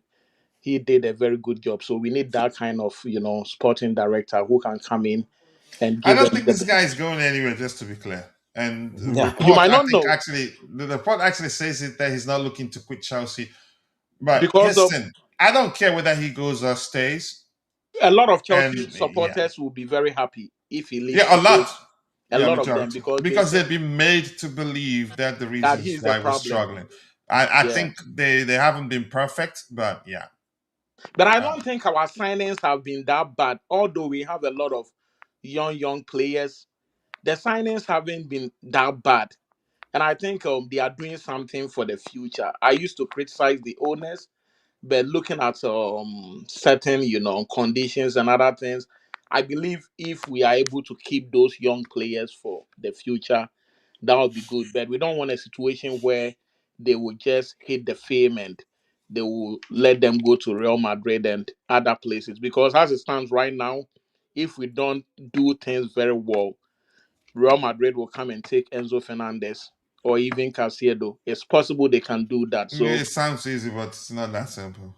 oh no, Pochi, they can come for those Maybe guys. no, no, maybe next 2 years. Next Right 2 years, now, no. they're not gonna even risk it because the price we will call, They can't even if afford Enzo it. Fernandez, even if he puts in a transfer request, which will make life difficult for Chelsea, but I don't think So we'll sell how much that how guy. much do you think Enzo will cost Real Madrid Probably next 150 season? up, go from 150. 150 plus, yeah. Yeah, But plus. Real Madrid can offer 150 for Enzo. They don't If do it's not that going these to days. affect Times their have changed. finance. Listen, They don't have the that. times have changed. If you're talking about like a number nine with tons of goals, season after season, they will do that. And they've also learned from Barcelona that they can actually tap up players and get that player on the free at some point, as long as Hmm. they still have good enough squad. They've learned that. They're not into spending too much money now because Barcelona's situation changed everything. Irrespective of how much they have, eventually they'll get to that point where they'll have a lot of financial issues, or you can say a lot of you can say issues with the governing bodies because there are plenty of them right now. But go ahead, what you were saying, bro. Yeah, And but they I'm went saying young. that They signed young players. Sorry? say that They've gone very young, like us. They've signed Yeah. very young, Mhm. up and coming, big, talented players. And nurture them. yeah, but Yeah. I'm telling you, they've spoken more about Enzo in recent times, and if they offer like I mean, can we agree that that's all rumors? yeah, that's what I want to say. Like recently, there was a rumor that Enzo and Casedo were talking about a future contract where they Which need. is natural. Which is Why? natural. There's nothing new there. I don't know why a lot of people, I'm not saying you are, a lot of Chelsea fans, when they saw that, Hmm. they were sounding as if, yeah, yeah, They yeah, are the about to world is leave. going to end Mm, tomorrow. That's no, something that happens all the time. yeah, but what I'm trying to say is, if there is no improved contract, because I know their contract is a very long one, and Real Madrid want to buy them out of their contract, it is very easy for Real Madrid. Real Madrid can get rid of so many players. Already, a lot of these players are about to leave. A lot of them, Alaba and all those guys, they'll be leaving. So there will be a lot of space for these guys. They Bam, don't bam. mind. You're looking at it wrong. The salary they would have to pay him, first of all, the agent fees, and then Chelsea, how much they would have to. It would probably have to be a world record fee, to be honest. Yeah, Otherwise, they're they just not won't. going to do it now. It's not happening. It It's is not going Okay. to not happen. happening. Me, But go Real ahead, Madrid. Bans. Okay, yeah, but let's take it that one day they can just leave, as I've been saying, because it's something they are trying to do. They see him as one of their main targets, and I mean, based on what, he will be a perfect signing for them.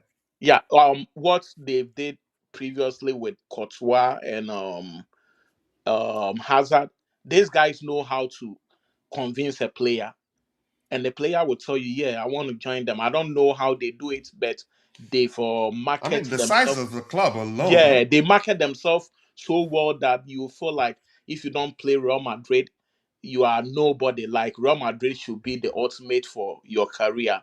But sometimes, if a player is a smart player, Hazard, for instance, he could have built his whole empire with Chelsea, but he chose to go to Real Madrid, and it wasn't a very good, experience. So, well, let's hope what happens. But I believe one day, either Casiedo or Enzo Fernandez will be up for sale, because these owners can do it. They can just open up for that particular, transaction to happen, and we Yeah, have. yeah, it might happen, and that's because they are Spanish speaking players as well, so that helps. And Yeah. their dream coming up is playing, Yep. for Real Madrid or Barcelona. So yes, that can happen, but it's not going to happen now. It, like you said, maybe in a couple of years if it really if It it's won't not be now. going well. They But just I mean, cannot how do it even now. even if it happens, say we have to Enzo Fernandez wants to go whatever in the year after or 2 years, We have we're going to Santos make a and lot of money Hugo. from that. And you think we're not going to replace them? Oh yeah, we have a replacement. Yeah, We Like I have. said, that's we what I have mean. one It will already. actually, it's not going to leave us in the worst position. It's probably going to put us in a stronger position, to be honest. Yeah. Mm, Yeah. All right. I- So this one, it remains unclear whether players are fined for dissent, but Chelsea are making it clear to the entire squad that cards earned for talking back to the referee or displaying dissent will be viewed as unacceptable. There are exceptions because the club understands, just as we discussed, you have to make a decision in the moment. And as we talked, we referenced that of Malagusto, the red card against West Ham United, Aston Villa. He's good at facilitating excellent slide, well timed slide tackles, and always gets it right 99.9% of the time. And Pedro Neto, had he gotten that right, we'd be talking about how excellent of a tackle he was, but he had to do what he had to do in the moment. For me, I would say actually there's no need for apology. These things happen. But talking back to the referee, if you get carded for that, yeah, I'd fine you for that. Because as mentioned here, I think folks are underestimating our owners when other clubs try to come calling for our players. These owners are tight fisted. Yeah, exactly. That's one thing you give them credit for. As long as you're one of our top performers, they don't sell you. And once they say no, it's no. But if they want to sell you, they sell you. If they don't want you, they don't want you.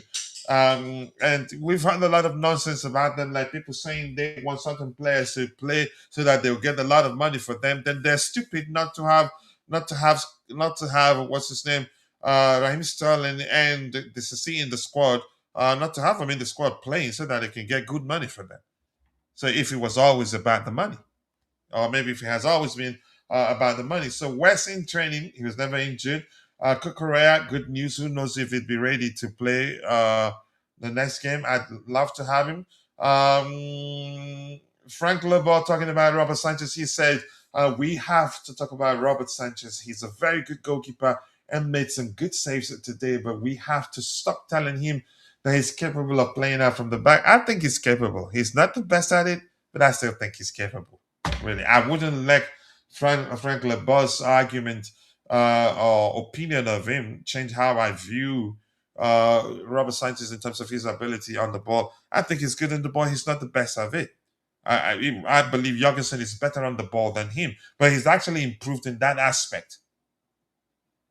All right, Frank Lebon.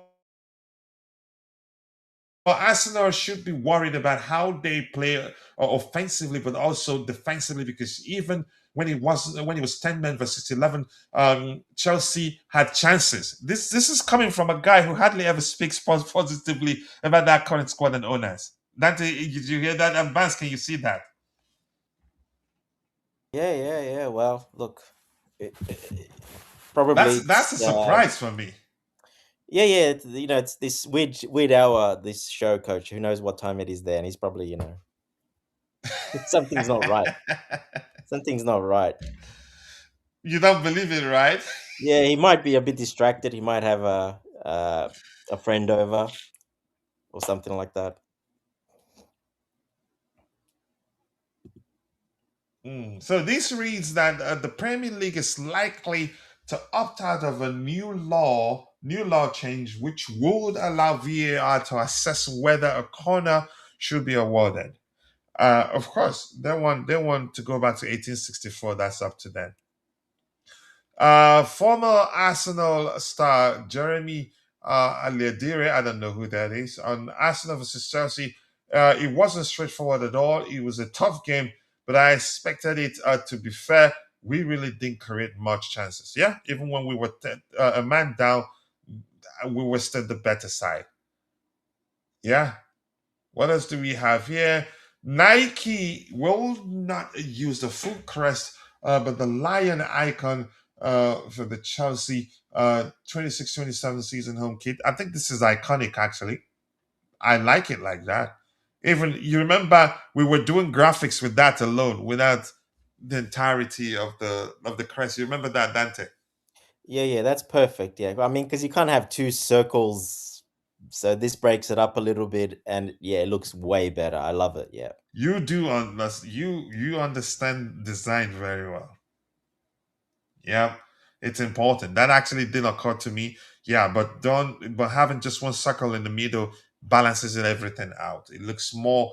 It's less clutter, less busy, Yeah, they would have and, seen that as and well. So yeah, and the Club World that's Cup why they're badges. doing this. Go ahead. Sorry.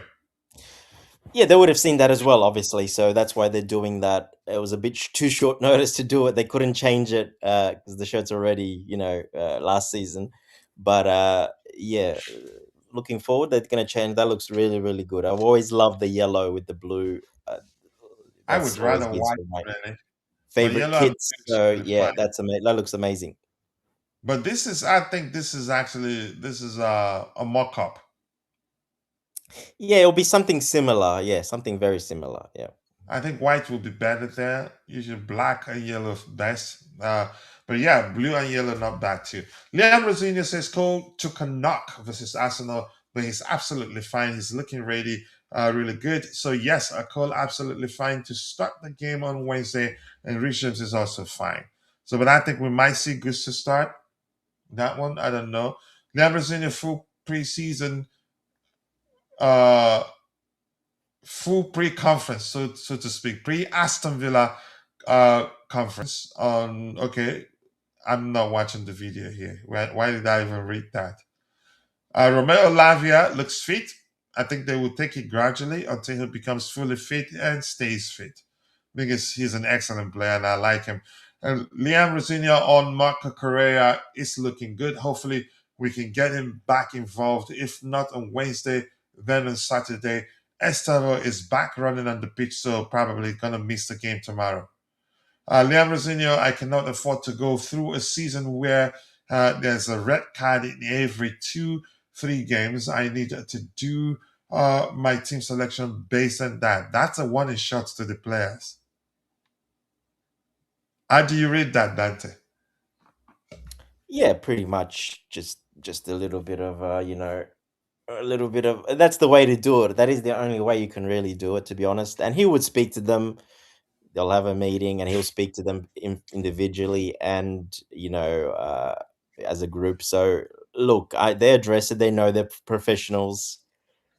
It's a lot of red cards, but it's not like one player getting a lot of red cards. It's been spread out so on certain instances. So it looks really bad, but it's not that bad, to It's be not as honest. bad as a lot of people make it out to be. Yeah, I don't think it is. No, I don't. No. And I think it'd be accurate to say that our aggressive approach play a part in that. Yeah, well, players, are trying a little bit harder. They're going harder. They're playing harder. They want to impose themselves. And yeah, you got to get that right in modern football these days, because if you don't, it's a very fine line. Even if you get it right, you can actually get it wrong because VAR will look at it and just for some technicality or something, have a different view on it. So yeah, look, it is what it is, but I'm not too worried about it. In my opinion, I think it'll be fine. It'll improve. A lot of it, like I said, was situational based and a bit of luck as well, etc. So I'm not too worried. Yeah, and my bro here says, did I hear Frank LeBeau complimenting Chelsea? Time to clean my earpods and stop drinking. Yeah, I think you should. I was shocked too when I read that because yeah, all he's done since again for how many years now? Just yeah, slander Chelsea, the owners and players, and I don't know what changed. I'm not sure what changed really. Let's see what else we any other system before we call it a day here. Um, Dante is the only person that's it daytime. Yep, I Yeah, know. exactly. That's crazy, right? Only you daytime. Wow. I'm a head coach. I'm one day ahead of you, everyone. Yeah, I You know. you you you always start the year ahead of all of us. I Yeah, and do. it's match day for him already. Yeah, Mark Ted. That is match day for you, right? No, it's Tuesday, 2:40, So 2:20 that's p.m. when are we playing? He will witness the Thursday. game on It'll Wednesday. be Thursday. Yeah, Thursday it's for him. Thursday morning for me, and that's Wednesday night. So Yeah. match day. No, my day No. will be for Wednesday. Oh, we're playing Wednesday. We are Yeah, playing Wednesday. Wednesday, but he will watch it So Thursday by morning. this time tomorrow for us, Dante's already on match day. Pretty much. Yeah. Yeah. Okay. All right. Yeah. Thank you for that, Bans. Liam Rosenior says I can now think of one game since he took over where we didn't deserve to win. I think I agree. I haven't seen any that I'd look back and say we didn't deserve to win. Liam Rosenior suggests he is taking over more set piece coaching responsibilities from Cueva. Yeah, I think just to from a tactical perspective, Cueva, I don't know. I think a mix of both will go a long way. Lambrosino, well, one of the youngest teams in Europe. Sometimes you need to go through experience to improve. I don't want it to be a learning experience where we fail to achieve what we want to achieve. I like the way he speaks. And he said before that having a very young squad can actually be a strength. What else do we have? Leonardino Pedro has apologized to the group. I need to see an improvement in the behavior now. It's not just Pedro. Yeah, don't dump it on him. And for his case, I would say actually no apology is needed. On the red card issues, he needs to improve. My job is to create a culture of accountability. If you make a mistake, you have to hold your hands up to make sure it never happens again. Liam Rosenior, after the last three games we've had, the performances have been very good, but in the moments that mattered, we haven't taken advantage of the moments. Yeah, I agree. Clinton Morrison and Chelsea's discipline issue. There's nothing the manager can do in training. It's so difficult to solve. It's players. They have experienced players. It's ill discipline. That's how I see it too. I don't know. I think nothing much here. Anything else you guys want to add before we call it a day? Yeah, I think All good. Wolves are lining up the top four teams to mess with them. So I hope tomorrow they can do the job for us so that we can, close up the gap between Liverpool and Chelsea. So I hope I Wolves, mean, they've been performing. They've been doing really well of they are late. like wounded lions right now, and they beat Aston Villa and against Liverpool in Wolves, Drew Millennium or against whatever. Yeah, it's going Drew to against get. Arsenal. Yeah, they drew with Arsenal and they are playing with Liverpool tomorrow. So I wish them all the best and I hope they can survive this relegation threat. Yep. That's a danger of playing against a team that has nothing to hmm lose.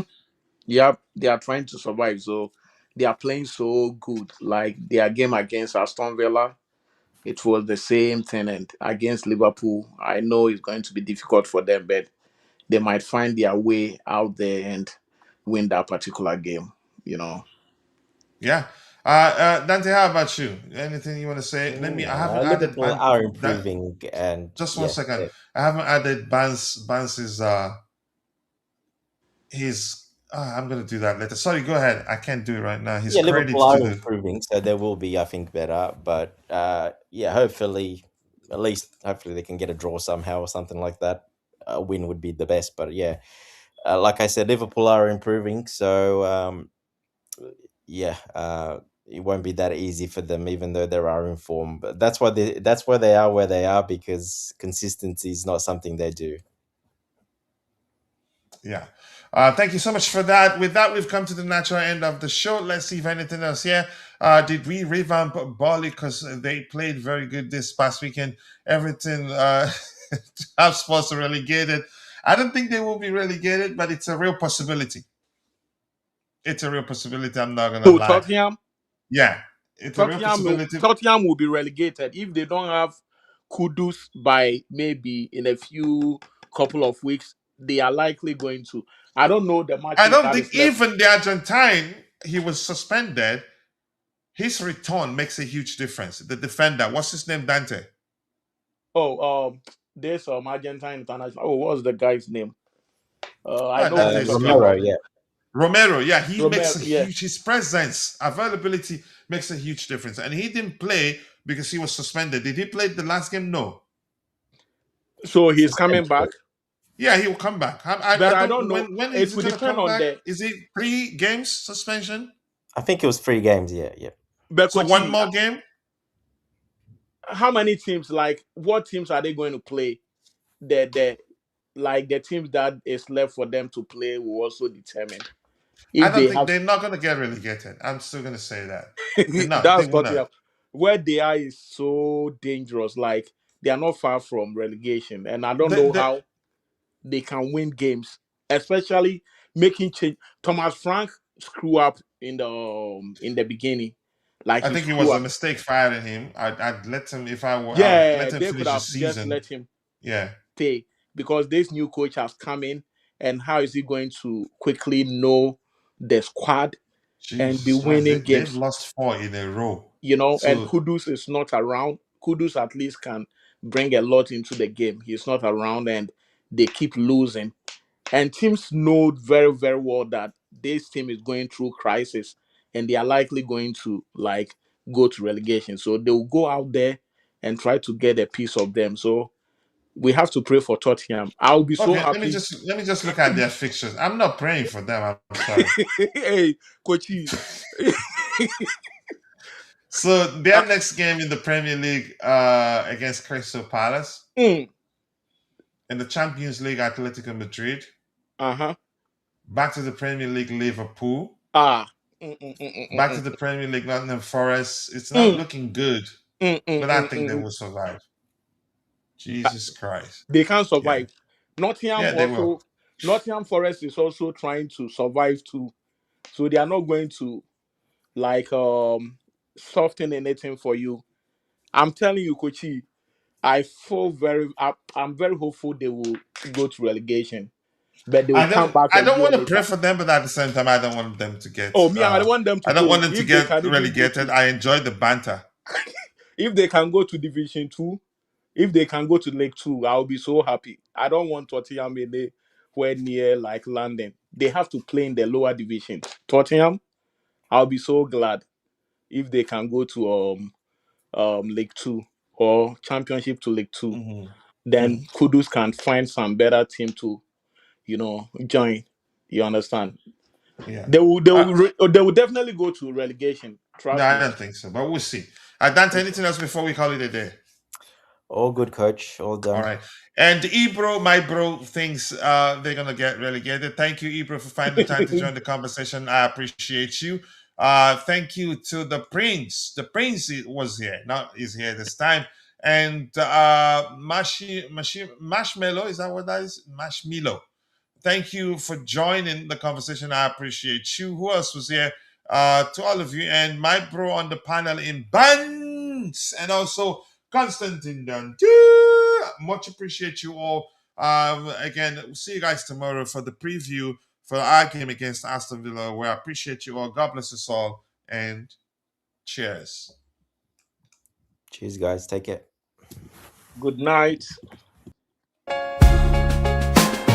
Chelsea, the dream keeps us strong. Through every challenge we rise, never wrong. With every goal we fly, hearts on fire. The passion unites us, takes us higher. Keep on singing, support never fades. Together we stand in this blue brigade. Tonight is our night. For Chelsea we stand. Oh yeah. Blue flag flying high, fly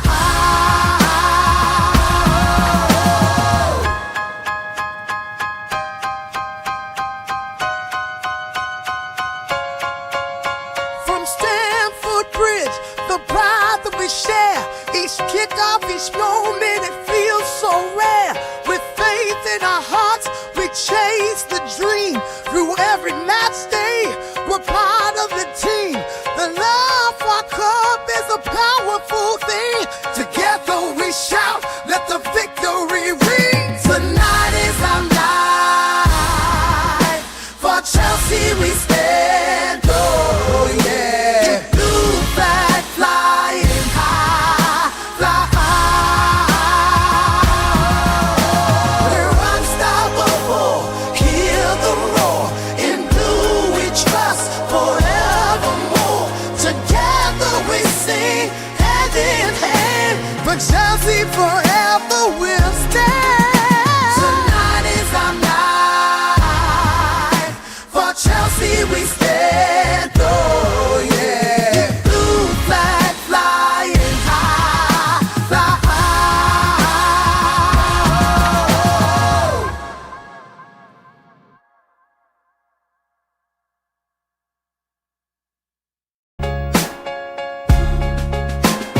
Chelsea, the dream keeps us strong. Through every challenge we rise, never wrong. With every goal we fly, hearts on fire.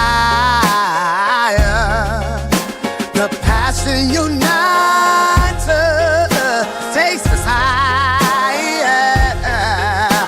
Keep on singing, support never fades. Together we stand in this blue brigade. Tonight is our night. For Chelsea we stand. Oh yeah. Blue flag flying high, fly high.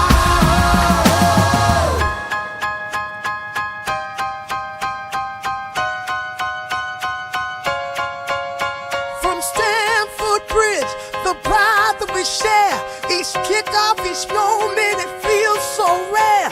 With faith in our hearts, we chase the dream.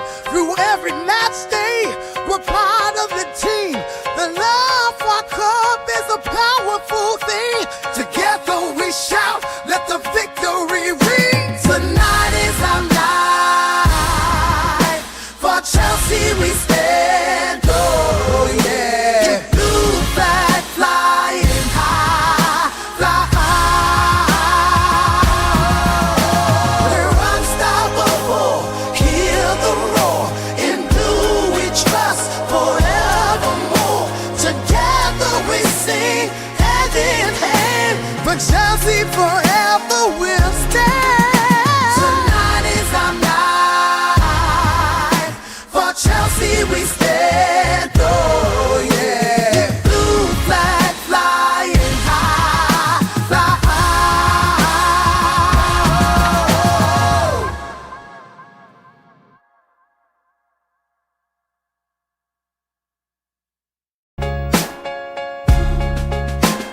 Chelsea, the dream keeps us strong. Through every challenge we rise, never wrong. With every goal we fly, hearts on fire. The passion unites us, takes us higher. Keep on singing, support never fades. Together we stand in this blue brigade. Tonight is our night. For Chelsea we stand. Oh yeah. Blue flag flying high, fly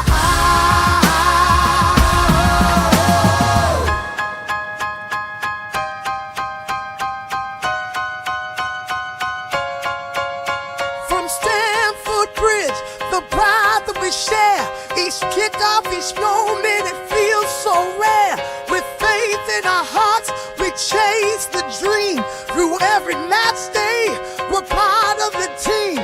The love for our club is a powerful thing. Together we shout, let the victory ring. Tonight is our night. For Chelsea we stand. Oh yeah. Blue flag flying high, fly high. We're unstoppable. Hear the roar. In blue we trust forevermore. Together we sing hand in hand. For Chelsea forever we'll stand. Tonight is our night. For Chelsea we stand. Oh yeah. Blue flag flying high, fly high.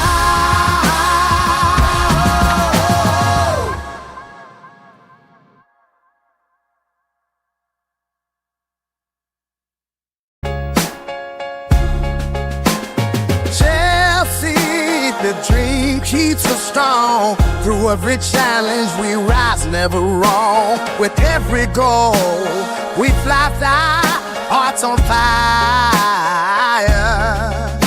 The passion unites us, takes us higher. Keep on singing, support never fades. Together we stand in this blue brigade. Tonight is our night. For Chelsea we stand. Oh yeah. Blue flag flying high, fly high.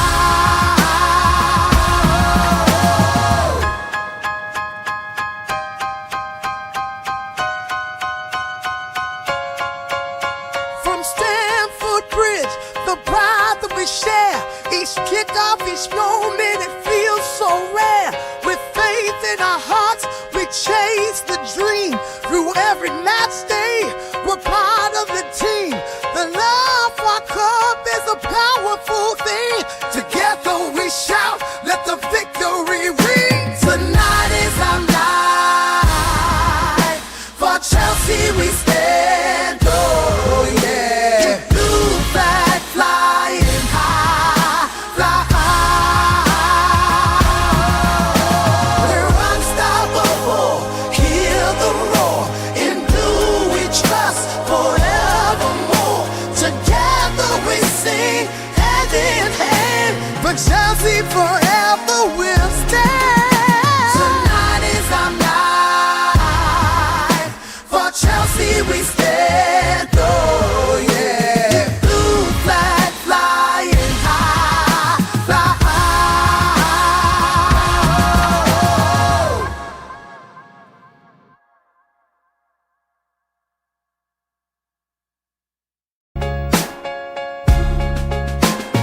Chelsea, the dream keeps us strong. Through every challenge we rise, never wrong. With every goal we fly, hearts on fire.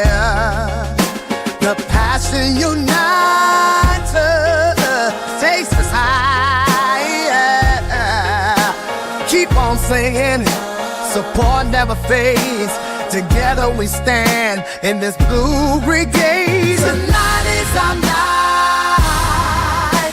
For Chelsea we stand. Oh yeah. Blue flag flying high, fly high.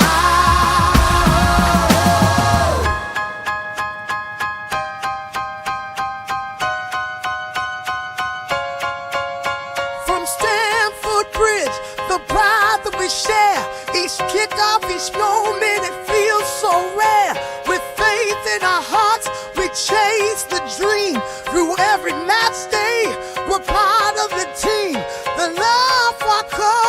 powerful thing. Together we shout, let the victory ring. Tonight is our night. For Chelsea we stand, oh yeah. The blue flag flying high, fly high. We're unstoppable, hear the roar. In blue we trust forevermore. Together we sing, hand in hand. For Chelsea forever will stand. Tonight is our night. For Chelsea we stand, oh yeah. Blue flag flying high, fly high.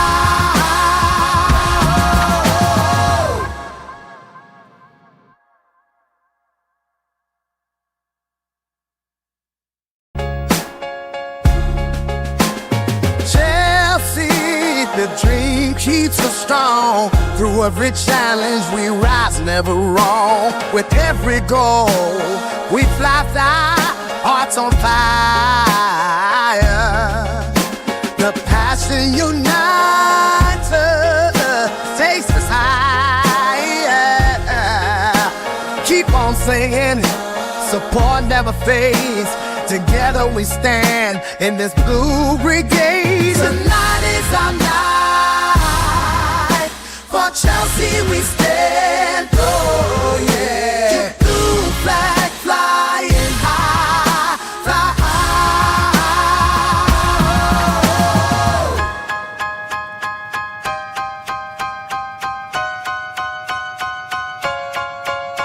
From Stamford Bridge, the pride that we share. Each kickoff, each moment, it feels so rare. With faith in our hearts, we chase the dream. Through every match day, we're part of the team. The love for our club is a powerful thing. Together we shout, let the victory ring. Tonight is our night. For Chelsea we stand.